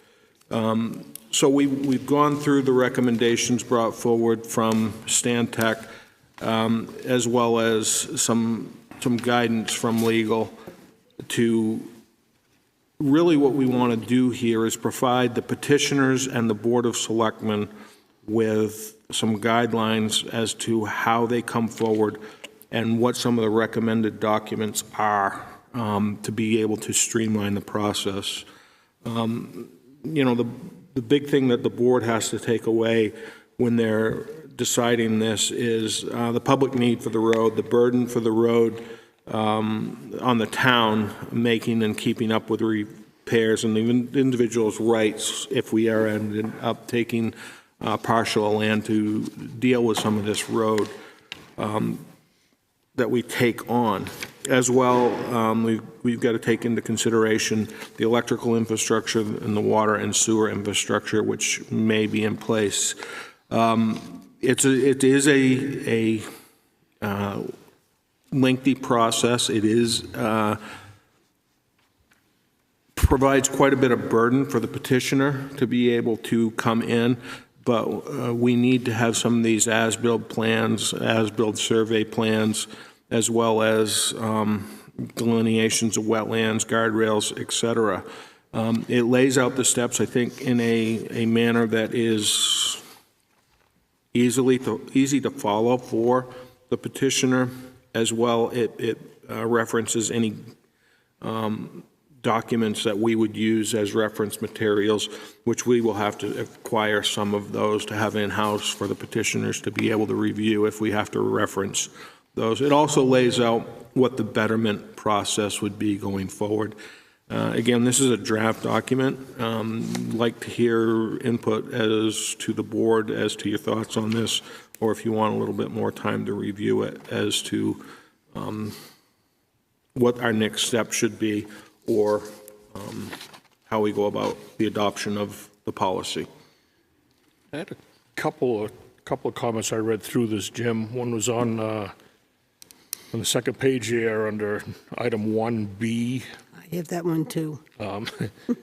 It talks about it, you know, town of Wolfeboro, town manager specifically to initiate the title search of the properties and expenses associated with such title search. Notices to be added to the reconstruction of the road as part of the betterment assessment. I also was thinking about if we should add language in there, or to be paid for by the applicant, in case we get a situation where it's not going out as a betterment. If we have an issue, or not an issue, but an applicant comes in, an association, and has the cash to pay for the upgrades, and then we're not, you know, we just have that option with the language in there. Okay, I know that there is some bullet points I have on that particular item. I think there's a lot of confusion as to who is actually responsible, but I'll pull those notes back out and refer to that and give you an answer. Okay. And I had one other one on the next page under the petitioner's steps. Under 1E, we have 3 bullets there, A, B, and C. Which is basically, you know, what the petitioner has to bring in and under the original subdivision site plan. I thought we should also add in any copies of any maintenance agreements for stormwater management, because in today's world, when the subdivision comes through the planning board, and there's a series of stormwater management, whether they're detention ponds, infiltration basins, whatever, we're requiring an annual inspection report to be done, whether it's by them or a consultant or whatever, but I think if there's any kind of a document there, that should be part of that list that should be provided. I can certainly add that in. That's very easy. Thank you. Anybody else have any? Linda? Yeah, I'll go back to that B. We're asking for a title search. The title search just tells us who owns the property. what I feel at this point, we really need to have the as-built, and we need to make sure that the road is built where it's supposed to be. One of the things we've had the most trouble with subdivisions is that the as-built and where the road is are not the same. Flag, the one down here we wouldn't even take it because it was so off, and then so it really isn't just the title search that we're looking. We also want a review of the site plan and the as-built and looking at the road itself and make sure the road is where it's supposed to be, because I think that's what happens most of the time, that is not the case. They can bring us in the plan as an as-built, but we've got to go out there before we get it down the road here and make sure the road is where they say it is. Yep. Yeah, it looks like that's kind of covered in the next page there under petition steps under 1D. Yeah, they bring it in, Right. but we've got to take what they've been in and go to the road and make sure that that is where the meets and bounds are. And the other thing that we need when this is all done, that we get a deed to that road based on the description and meets and bounds, so that we have a deed to the roadway. Okay. So a question would be, what if as-built plans don't exist in an association? How does an association get as-built for municipal water, municipal power, and I don't see anything listed for cable, too. I see no cable, or if there's underground or not phone lines. Basically all underground utilities. I think in my opinion, that puts the burden on them to provide that information. If they can't provide that information, then that's part of the application process, and that weighs in on our decision whether to move forward with an application or not. Okay. And I think all I can do on that, Brian, is under petitioner's step DH, says overhead utilities, I can just add underground utilities. Yeah. Another one I have is on page 3, under section 2, closure of public hearings, C, option for motions. I honestly believe that we shouldn't take over a road unless it's voted on by the taxpayers. It says motion to accept the layout of the highway, and we know that anything we take over, even with a betterment fee, it's going to add to the maintenance burden in the town. Betterment does go out on a warrant article. Betterment has to go out. Yeah, there's no way we can do a betterment without it going. What if to there the isn't? voters. Would there ever be a situation where we take over something without a betterment fee? Can the board just accept that, or? It's my understanding the Board of Selectmen has that authority. Yeah, by statute, yep. I have one other question on the hearing, and it says opening a public hearing. All board members must be present. And what happens, or attend in some virtual, what happens if somebody's sick in the hospital and this thing needs to go through? Or somebody steps down. Or somebody, I think we need to change the wording of that. Okay. I don't think by statute everybody has to be there. I think it's usually the majority. I think we should try to have the majority, but somebody might step down, somebody could be sick and couldn't get there, and you wouldn't want to hold this off for a long time until that happens. So that, I thought, needed to be reworded. Maybe change that to a quorum instead of, Yeah. that require at least 3 anyway. Yeah, I'd say on our board. we might strive to have everybody present, but we must have something of that nature. Okay.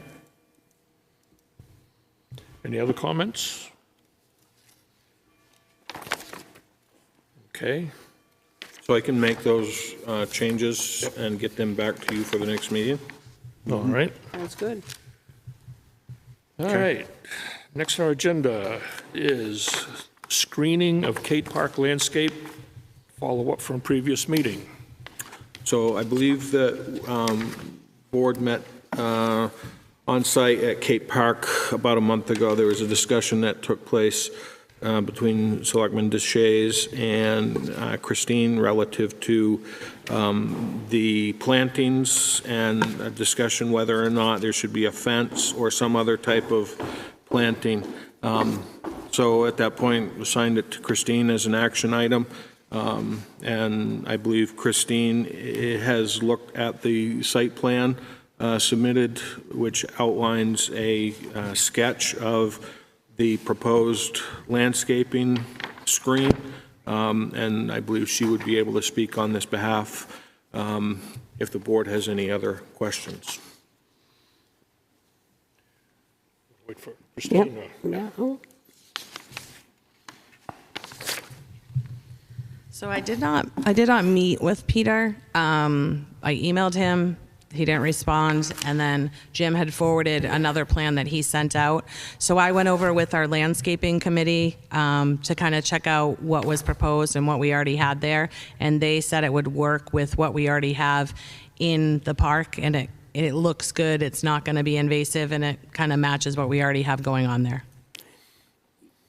My problem in it is a sketch. It has no dimensions. I can't tell, and this is the problem I had the last time. I can't tell from this how far it's coming out into the park. So I think we need a plan that has some dimensions for it. So when I talked to the landscaping company, because I showed them the sketch, they were looking at, I think at the bottom it says like what kind of bushes it is. And so it said it wouldn't be any further out than the 2 bushes that are already there. But that's not what this does. This one has it way out here, and so, you know, this is what I get, and it's sitting right out here. If it's something that we want to draw it again, that it comes across, and that's what it is. I'm concerned when I see something coming this far out. That's what I was worried about too, to say that it would be bigger.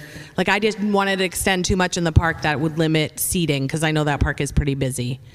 But based on what the landscaper said, that those bushes aren't as huge, they're pretty well contained and could be trimmed up. I just wasn't able to he didn't contact me, and so we went with that sketch. I can reach out again and. I'm assuming this is the way they're going to get into to deal with the tanks? Yes. Okay, so there's going to be 1 bush and that's going to leave the space. I just would really like to have something that's more of a plan with dimensions. I don't know if your guy can do that. I mean, this is graph paper. You could do X amount. I know. I think it means that we're all in agreement of exactly what's going to happen. That's just It could even be staked out. Yes, it could be staked out. There's another way to do it. Because in this plan, it says, you know, these bushes are 4 to 5 feet when they grow in diameter, okay? You put 2 bushes, 10 feet, plus there's another area of some, looks like lower plantings. Yep. That could be 15, 16 feet away from the propane tanks. You know, that could go to 20 feet. Who knows, you know, what he's mentioning there for size. So it'd be nice just to have him stake it out. It would, you know, 4 stakes, boom, done. And you want Peter to do that, or you want my landscaping people to do that? Well, how do we want? Here's the problem. That was the condition that we put on him to put these tanks there. And that was what he was supposed to give to us. Okay. So I don't know how, Jim, you want to handle it. I can try to coordinate a gathering between myself, Christine, and Mr. Ford and see what we can figure out. So I guess the other question I have is that conversation that we had on site down there that day, there was quite a conversation about a fence with small bushes in front of it, and I don't know where we are with that, because that was my understanding of what Mr. Deshays wanted. Yeah, I like the idea of a fence with a gate that can open with beautiful plantings in front of it. You could have baskets hanging along it.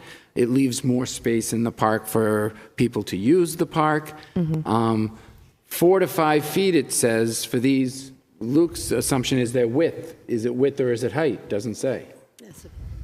And I look at this and I see how close they are, and I say, if there's a failure on a tank, then I see the fire department running with cutters and trying to cut bushes out of the way when they're trying to get into a tank that's leaking. Correct. And that, yeah, yeah.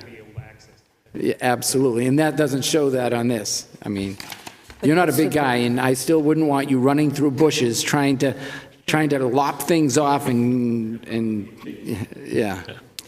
So I would like something where they're covered, it's not unsightly, and they're easily accessible for maintenance, replacement, and emergency situations. And I'm the one who wants the bushes. And my feeling is that the bushes fall in with the rest of that, what's going on down there. The bushes kind of hide this building. You get the feeling of being in a more natural space.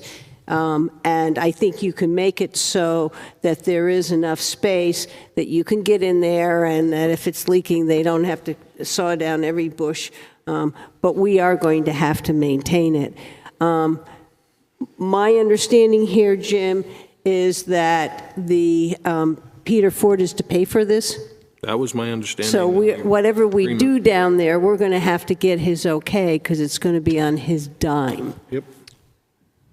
Okay, so when you say he's paying for it, he's purchasing it and my crew is putting it in? That's what I'm trying to understand. I thought we were going to get a plan. Okay. That we'd have a cost for, that then you and him could decide who's going to put it in. Okay. You know, I would prefer the bushes. I'm not going to make a big to deal. If the majority of the other people want a fence with some plantings, that's fine. I just think this gets rid of that big whiteness of that building and sets it in. But I'm not going to. And yeah, and whichever way it goes, if the town installs it, he's still going to pay for the installation, correct? Okay. Correct. Yeah. And he's got to agree that that's what he's willing to do. Yeah. Okay. I'll reach back out and try to get him down there so we can have a better plan. Good luck. Yeah. Okay, sorry. If you're going down there for a plan, I wouldn't mind an invite. I can come down and talk too. Yeah, that sounds I'm of good. the same opinion, Linda, as you are. I'd rather see the plantings there. I'm not a big fence fan on, down in there. And I was of the understanding that, he was going to provide the plan, and part of the agreement to put those tanks there was he was going to, provide and put in that. I thought he was going to install that, or have a landscaper install that. I didn't realize it was going to be on Christine's crew to do the installation. So we really need to iron that out. Correct. Yeah, we can request that. All we have to do is request it. I think we did. So. I think we did tell him that this was him. He was going to put the plan. He was going to pay for it in. Was there a deadline on it? Do we know? Well, we started this fall asking for it. Oh, okay. So we will re-request. Okay. I'll reach back out and see what we can come up with. Thank you. Thanks, Christine. All right, next on the agenda, Wolfeboro Cross Country Ski Association, MOU for the snowmaking. So I've been contacted by the Wolfeboro Cross Country Ski Association. They have made significant progress toward their fundraising efforts to expand the existing snowmaking system at the Abenaki ski area. What I'd like to be able to do, if I could, is to work with the Wolfeboro Cross Country Ski Association to create a construction MOU for the expanded snowmaking, to develop an updated operating agreement between the town and the Wolfeboro Cross Country Ski Association. In your packet, you have the original document, which was 2012, and they've already put together a draft revision, which is attached. And further, one of the other items that they would like to do this summer is to be able to relocate the Almost There Trail. As you may be aware, there is a dangerous intersection with the Twister Trail that intersects with the Almost There Trail. And that really was not contemplated when that trail twister was expanded, and it is very problematic. And the Cross Country Association has got a plan how to address that. However, before we put a shovel in the ground, we'd come back to the board to show what we plan on doing. You have a series of documents in here, and I believe there are a couple people here from the Wolfeboro Cross Country Ski Association who may be able to answer any further questions that you may have, but they've made substantial progress in their fundraising, and I think we're in a good place to be able to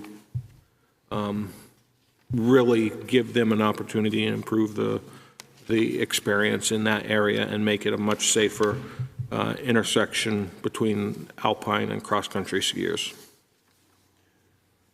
Anybody like to come up and make any comments or anything on this?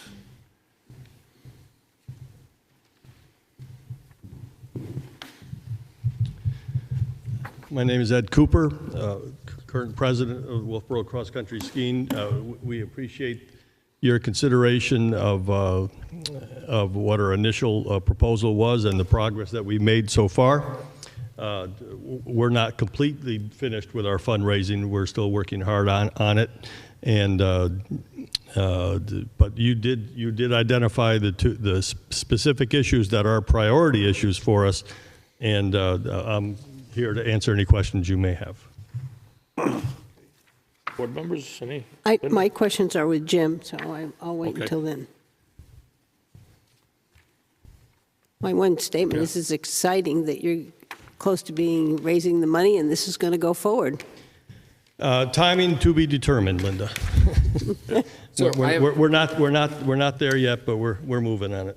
So I just have one question. The Almost There Trail, who is doing your redesign work on where you're moving it, and how confident are you going to be that it won't wash out again? And I'm only saying this because I talked to the main trail builders. I'm having them come look at some of the bike trails that were built, the big flow trail and everything, to make sure that those trails have held up well. And I mentioned that trail to him that's washed out at the bottom of Twister. And I asked him if he could give us an idea of a fix for it and whatnot, and he said that's way beyond my purview. He builds big trails for a living too, and he said there is a significant water issue there. He goes, I actually would think that you should push it to your town DPW to do the work on it. And I was like, And so it sounded. I thought it was going to be just add some stone dust and move the trail a little. Yeah. Can you, when you fix it, do you have the resources? Do you have the engineering? Is it going to be fixed and we don't have to worry about it again? I have a couple of thoughts, two thoughts at least on that. The Almost There Trail, which was, as you may recall, was a memorial piece of work done for Jerry Thayer in his memory. And that's a four-season trail. The surface of that is not the primary concern in terms of the erosion. Okay. The relocation of that trail is a small section of trail that's going to be removed from the exposed alpine slope into the woods just off the alpine slope. Okay. And this has been looked at numerous times by different sources, including Dawson's Excavation, who will be doing the work of building the short section that will be the new entrance to Thayer Trail, completely off the exposed alpine trail. The second point is that you have identified is a tricky spot at the bottom of the Twister Alpine Trail, where it happens to intersect the cross-country trail. That is right now a temporary pond with spring runoff. We are putting in culverts. Dawson's has spec'd out the whole project for us. At this point, we are paying for it. We wouldn't mind some help paying for it. We didn't create the problem, but we are solving the problem. Mm-hmm. It was the construction of the Twister Trail and some other factors that I may not be aware of that led to that water flow and the erosion problem at the bottom of Twister. There is some money in the Single Track Alliance budget for maintenance of trails on Abenaki. They have $32,000 in an account, and so you might be able to reach out to them for financial assistance. We would appreciate any assistance from any source to help us solve this problem. The safety issue will be eliminated. We will just take it completely off the alpine slope altogether. You could have a wobbly kneed Nordic skier coming right into the middle of an alpine downhill trail, and you really have to look both ways very carefully if you have enough control to stop your speed and look first. So that'll be in the rearview mirror with this relocation. We're very confident that we have a solution, but it is an involved water situation at the bottom, and runoff of material off that alpine slope. At this time of year, it's like sludge coming down the trail and stone dust as well as gravel and other topsoil. So did we not get any kind of covering over that Twister Trail? Is it just mud, is what were you telling me? Seems to be. I don't have the expertise to evaluate that. So when that trail was cut, it was agreed upon that it was simply would be tree removals at the stump. There would be no stump removal or loaming or hydroseeding to take place. They felt that Mother Nature would take care of that and allow it to grow back. I think we've got some issues there. I have had a preliminary conversation with the Director of Public Works and the maintenance foreman for Parks and Rec, and we'll be out there shortly.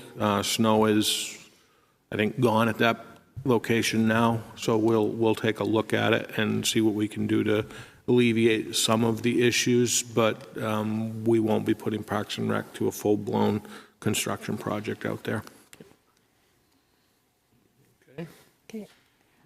Question for Jim? Yeah, I do. This draft is talking about Abenaki ski trails, and where we really are on these ski trails, it's on the Abenaki parcel, it's on the Sprayfield parcel, and it is on, I think, some of the Mooney, unless we're just talking on this agreement between us of the snowmaking trails. But if we're making an agreement with the Cross Country Ski Association with all the trails on the town property, there are 3 parcels, I believe, that these trails are on.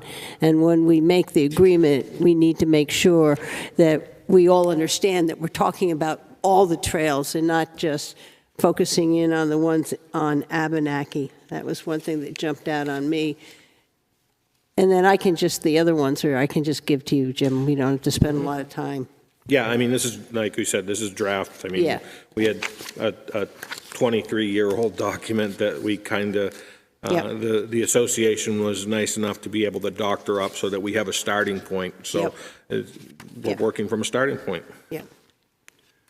So you basically just need a consensus from us to move forward. Yeah, allow me to work with them, and I'll continue to communicate with them and report out to you. And before we put a shovel in the ground, we'll have an agreement in place, and they'll come in front of the board with what that plan looks like.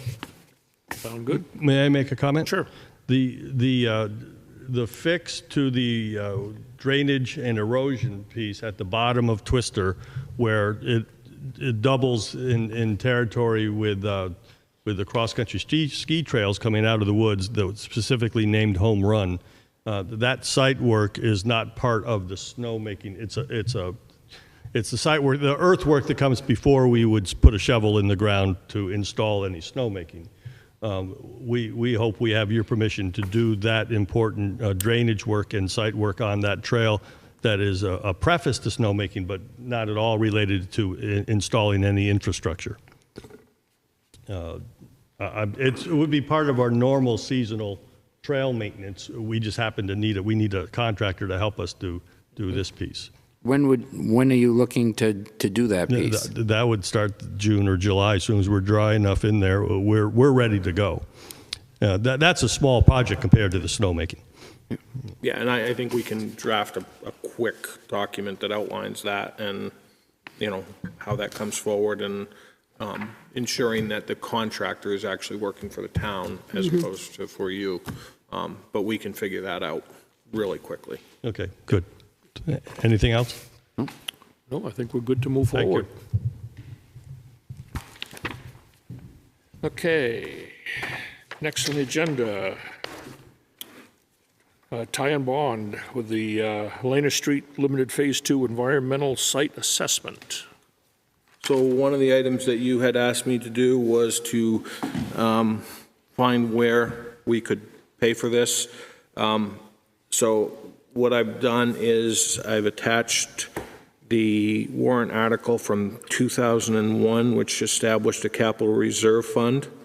You can see that this falls well within the requirements for the proposed work that we would like to do. I've had a preliminary conversation with Mr. Muccio, the director of Municipal Electric. At this point, he is conservative about being able to put funds toward the work because it is so early in the year. But he does feel that, you know, if he has a good year with his projects going forward, that there would not be an issue with them being able to contribute 50% of this money toward the project, if not potentially more. In that capital reserve fund, there is just shy of $90,000. So it's the board's discretion, but this would give us the ability to have that site evaluated so we've got a much better idea of what we may or may not be able to do on that partial going forward. The other thing is, based on my observation of the tax map, both of those buildings, the generation building and the community center, they do coexist on the same parcel of land. Yeah, when I read through this, I thought that was a good breakout of the budgets there, Jim, to, you know, split it right down the middle there. I think that would be appropriate in my mind. Else have any comments or questions? Nicely done. Yeah, I think it answers the question. And so the audience knows it's $34,700. So we're looking about each of them paying $17,350. And that seems reasonable for the electric company to have about that amount left over. And it seems reasonable that it fits within the capital reserve and their two buildings. So I'm absolutely fine. And thank you for doing that. No, it was quite easy, so not a problem. Okay, next is a discussion about our sewer capacity report. So just so that I'm clear, I have authorization to go ahead and sign this document. I'll make a motion that you have authorization to sign that document. Second.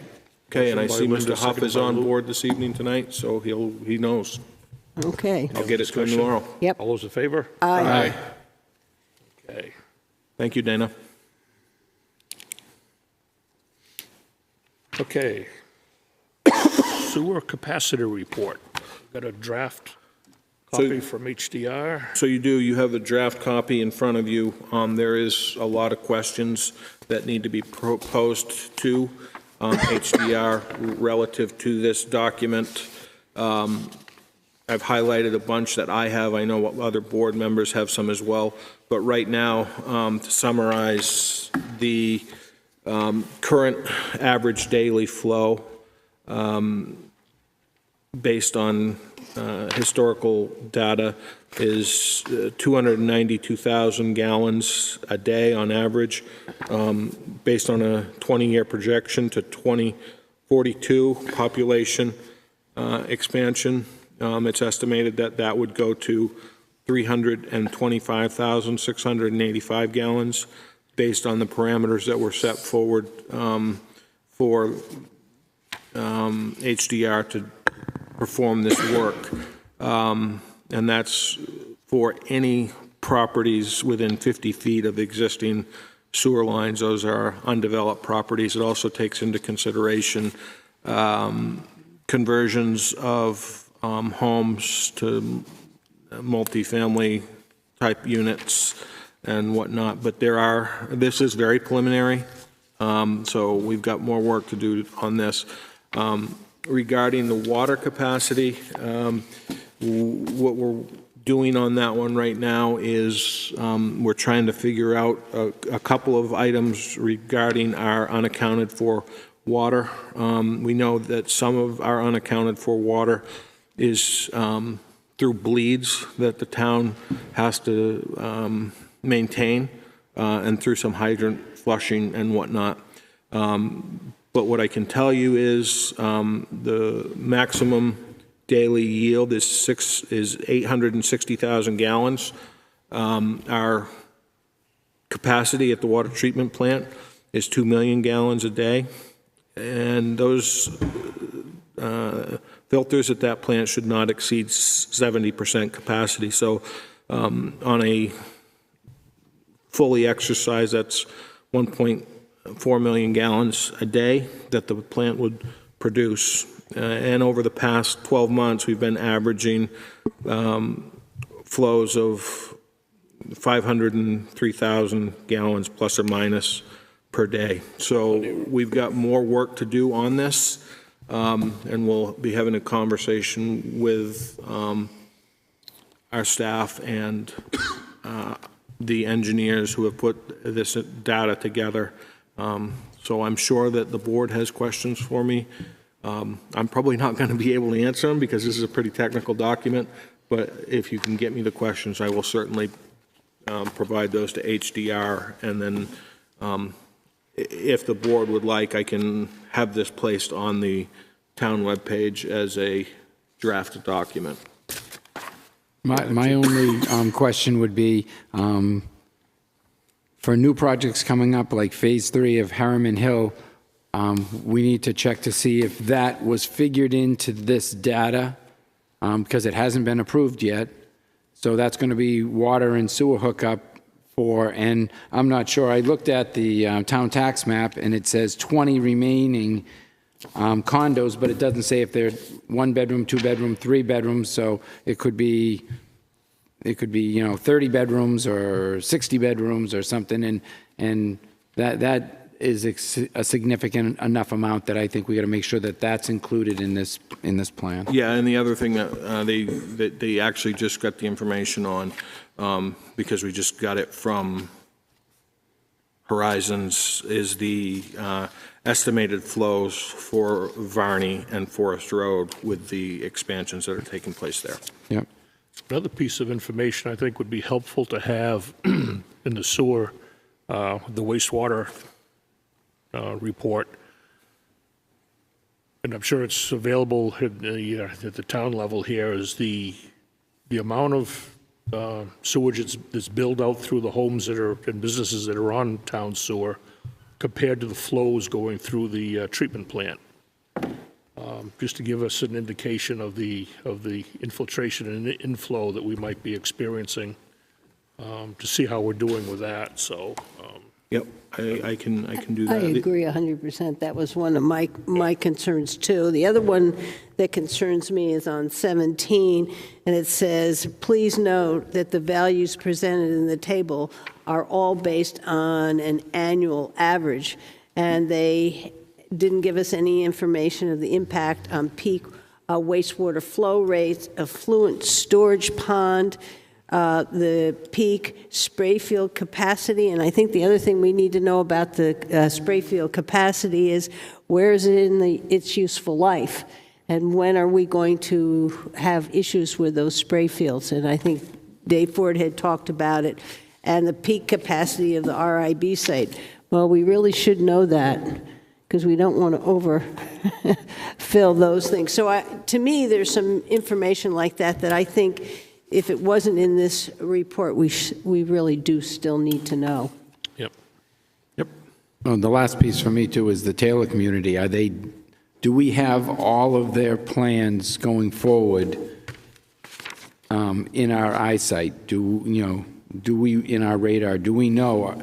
Because they are expanding as they go. Do they have more planned going down the road 2 years, a year from now? They own the lot across from them now. Are they going to build on that and add more facilities? So we should make sure we know where they're going forward.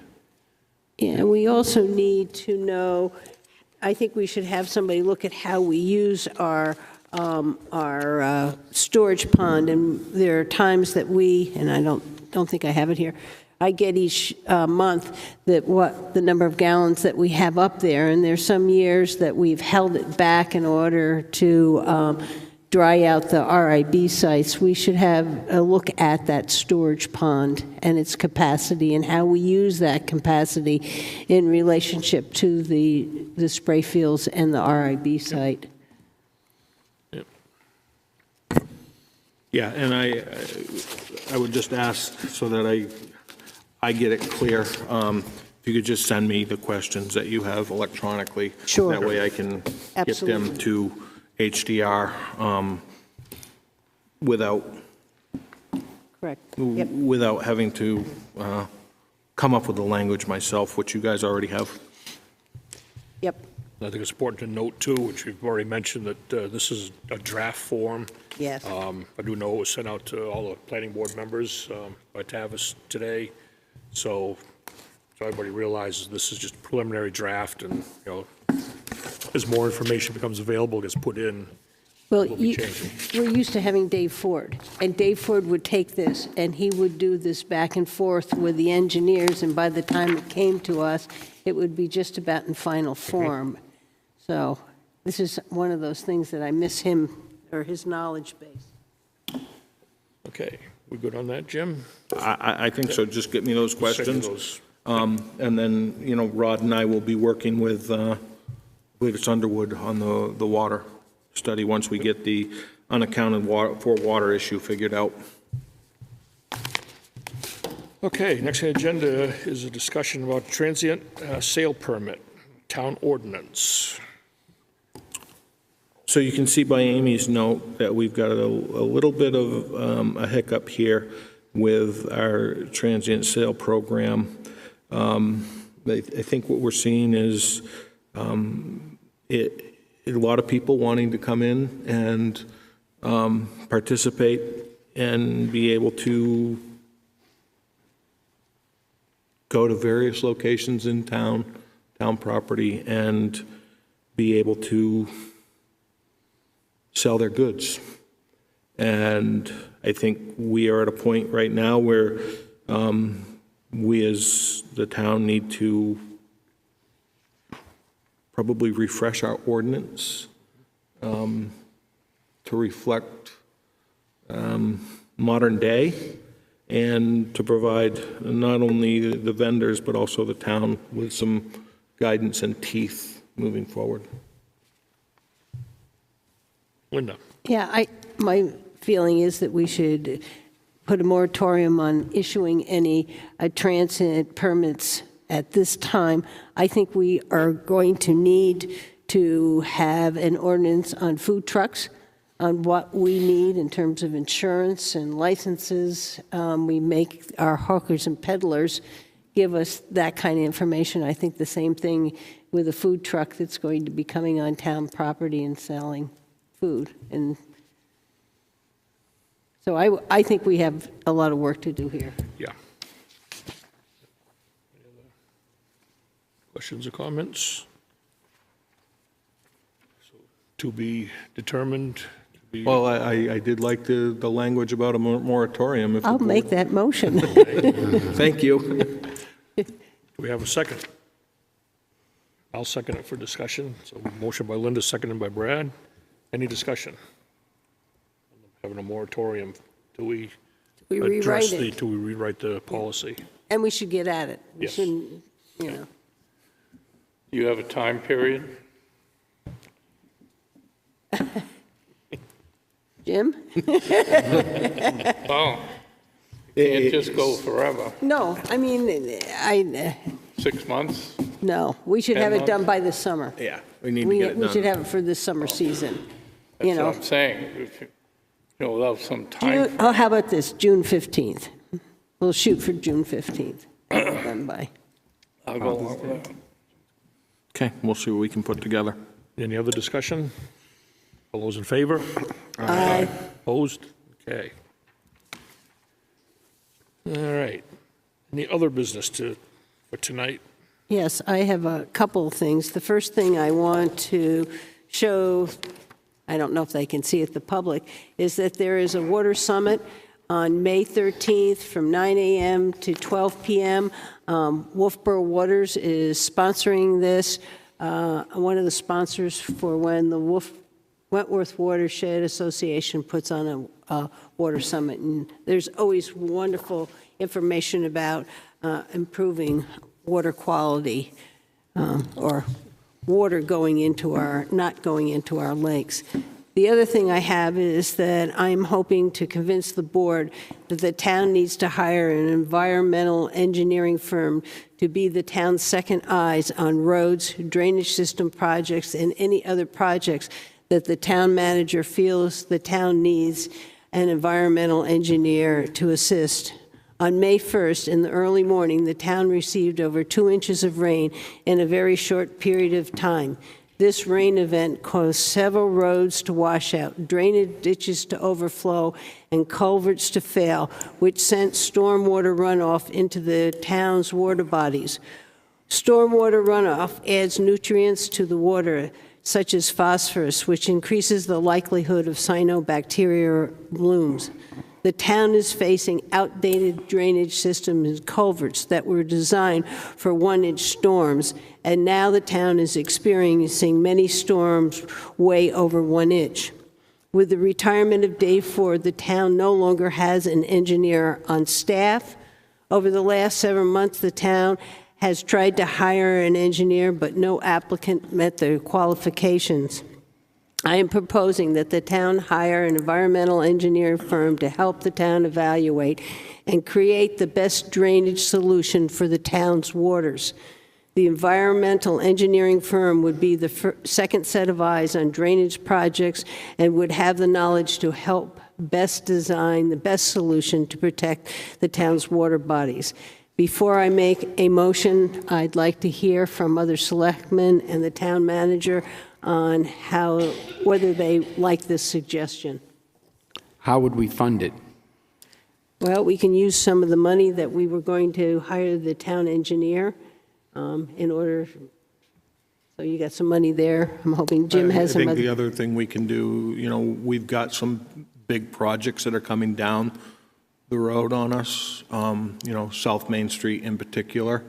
Are we able to put a cache of funds in that to help us out with that project? I think we do an okay job with our annual road monies, but one of the things we did ask for last year was an additional $300,000 for engineering, and that got reeled back in. We can put it in the road monies. So I think that there's avenues to be able to get it. And I think it would be helpful for Steve, because the past week we've been dealing with a lot of stormwater issues, and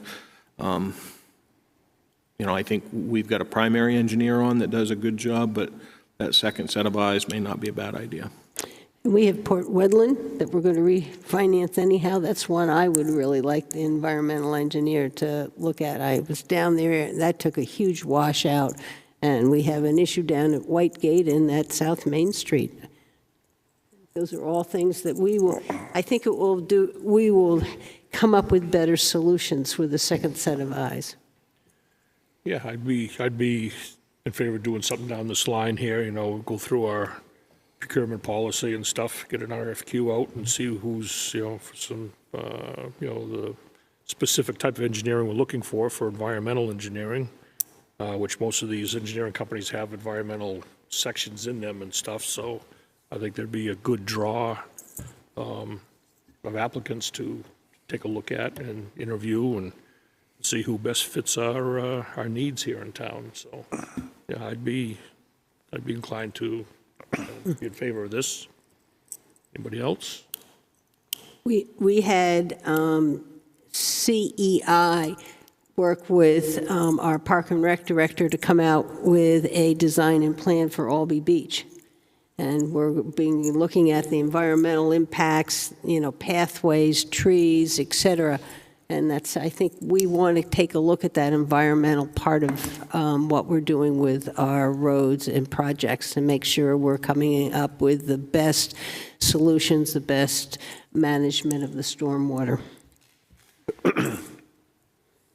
I can make a motion if everybody's ready.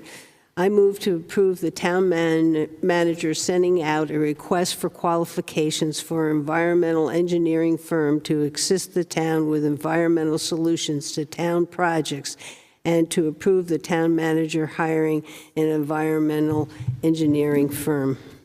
Can you put a dollar amount on it? I don't have a dollar amount. I would like a dollar amount. How much are we going to spend? How much are we, we're putting it out, are we going to spend $500,000 on engineering, $10 on engineering? Well, it's the thing, when you do an RFQ, you don't look at prices anyway. We don't get quotes on what the cost is. We get strictly the information on their qualifications, what they can do for the town, how they approach the environmental impacts, things like that. And then after that, that's when you determine who you like the best. Then you can start talking about the money. And then you can negotiate it. Negotiate it, and put a limit on what we want to spend, and, you know, kind of go down that road, that direction. Okay. If we put a proposal out, that's going to give us a number, and we don't have a lot of leverage to be able to negotiate. And we're not necessarily sure what that scope of work is, because we would be providing that scope of work. I don't know what the scope of work is right now. Right. Okay. Did we get a second on that yet? Not yet. Okay. Before we do any more discussion, does anybody want to make a second? Second. Okay. Motion by Linda, second by Luke. Any other discussion? Seeing none, all those in favor? Aye. Opposed? Okay. Committee reports. Brian, we'll start down with you. What did we have? Budget committee. We had the bike trails, and we had the budget committee meeting. Those are the only two that we had. The budget committee meeting was a little bit different than last year. It will smooth out. The bike trails, we had a great meeting, and it looks like things are progressing forward, and we're looking at licensing agreements and getting more trails built going down the road. I've had 2 zoning board meetings since our last meeting, and I had my first meeting with the Friends of the Libby. I joined Brian at the Budget Committee meeting. I went to a Wolfeboro Waters Assessment Subcommittee meeting, and we're putting the protocols together for our water testing. We all went to the town's harassment training. I was with Brian. The two of us met with a single track today and worked out some of the issues around getting an MOU or an agreement together with them. Before this meeting, I went to a chamber event in looking at events that the chamber can put on and revising some of the ones that they have. And I had a meeting on the Wolfeboro Bay Watershed Management Plan. I had a planning board meeting last night, and then, as Linda said, we all attended that harassment training last Friday up at Abenaki there, and that was looked pretty well attended, so. Yep. Dave? As the rest of you, we went to the harassment situation last Friday for 2 hours. That was pretty interesting. That's all I have. Our manager's report. So just a couple things, as Brian and Linda alluded to. We met with the Wolfeboro Single Track Group. I think we would like to try and potentially, if possible, schedule a very brief meeting on May the 10th so that they can actually do some of their maintenance work on the trails for May the 20th. We just found that out this morning, so we didn't really have the information needed to get into the agenda packet, and I didn't really want to blindside you with it all tonight. So what I'd like to be able to do is briefly meet on the 10th to either authorize them to be able to work on the trails at Abenaki or not. And I guess the only other thing that I really have is on May 15th at 3 o'clock, we're going to be performing a site visit with Stantec and the people of Port Wedland on site at Port Wedland to talk about what Stantec presented to the board a couple of weeks ago about the project going forward. They had some flooding down there, washouts, and we were able to get that meeting scheduled. Additionally, we did have some washouts with this last storm. We fared quite well compared to some other communities in the region, but I'd like to thank the Department of Public Works for keeping everything going. As well, if you haven't seen it, their new loader is here with the street sweeper, and they've done a lot of the street sweeping, and it was really noticeable for me this evening on my way in along the golf course. All of the debris by the catch basins that gets caught up there is all gone, so it's a nice smooth transition. So thank you, Steve, and your staff for everything you've done. That's about all I have at this point.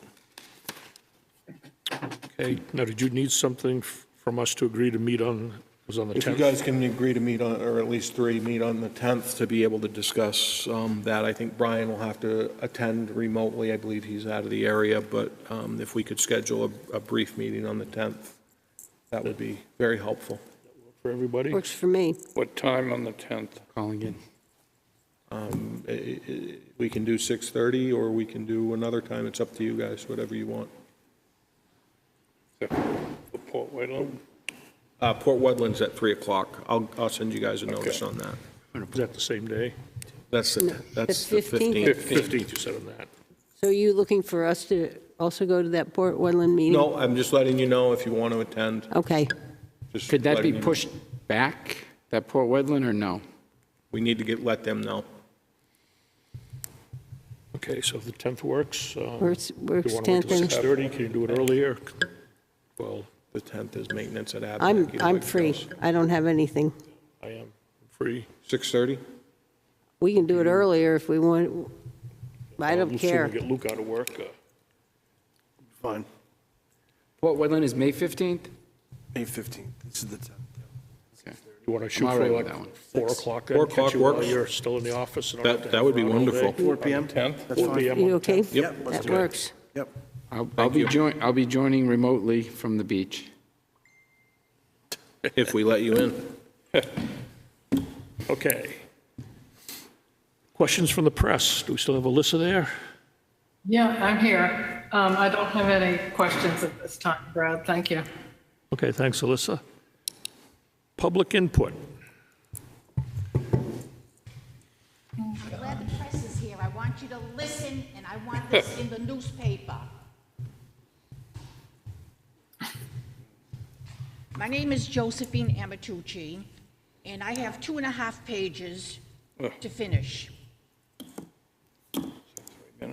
At the latest police commissioners meeting, Commissioner Wood stated that he was getting phone calls from the public wanting to know why Police Chief Dean Rondeau was placed on leave. And he told them that he could not reveal the reason why Rondeau was placed on leave. In today's Union Leader newspaper, the newspaper states that the police commission emailed to media Monday that the commission has accepted the retirement of Police Chief Dean Rondeau, made effective April 28, 2023. And the newspaper article also stated that nothing was said by the commission why Rondeau had been placed on leave, nor was anything said of information of the underlying investigation that may have landed Rondeau there. Of course, we all know the procedure following a termination. Before terminating, is that the police chief is given the opportunity to either resign and save his pension or be terminated and lose his pension. So, of course, Rondeau resigned. I am here today for the people who desperately want to know the reason why Police Chief Rondeau was placed on leave. I am obligated to tell the people the reason why Rondeau was terminated: for the criminal offenses that he committed against me. On January 9, 2019, 4 years ago, in a conspiracy between Rondeau and the Belknap Sheriff's Department, they filed a malicious prosecution complaint against me in court, falsely accusing me of committing an assault with bodily injury on an employee of the town dump by the name of Robert Maloney, when before Rondeau and the Belknap Sheriff's Department, there was an affidavit all along by Maloney stating that he had no injury. Maloney was involved when he falsely claimed to Rondeau that he was standing in the doorway of the office at the dump, and to enter the office, I pushed him aside, making him fall down 2 steps. But he claimed he had no injury. There was a trial, and at the trial, Maloney's supervisor, who was a witness to the event at the dump, testified that Maloney was never standing in the doorway, and I did not push Maloney, and he did not fall down the 2 steps. This is at the trial in front of the judge. And based on this evidence, Robert Maloney was terminated by this town. Maloney accused me of this offense because I obtained a restraining order against his mother, who was my next-door neighbor. This was a very complicated case for me because the judge refused to rule on my motion to dismiss, which proved to the judge there was no injury. The judge ignored the testimony of Maloney's supervisor at the trial, who stated that Maloney was never standing in the doorway. And in a conspiracy with Rondeau and the Belknap Sheriff's Department, Judge Greenhall unlawfully convicted me of committing an assault with bodily injury. Besides, the defending attorney, of whom Judge Greenhall ordered to defend me during the trial, by the name of Attorney O'Connor,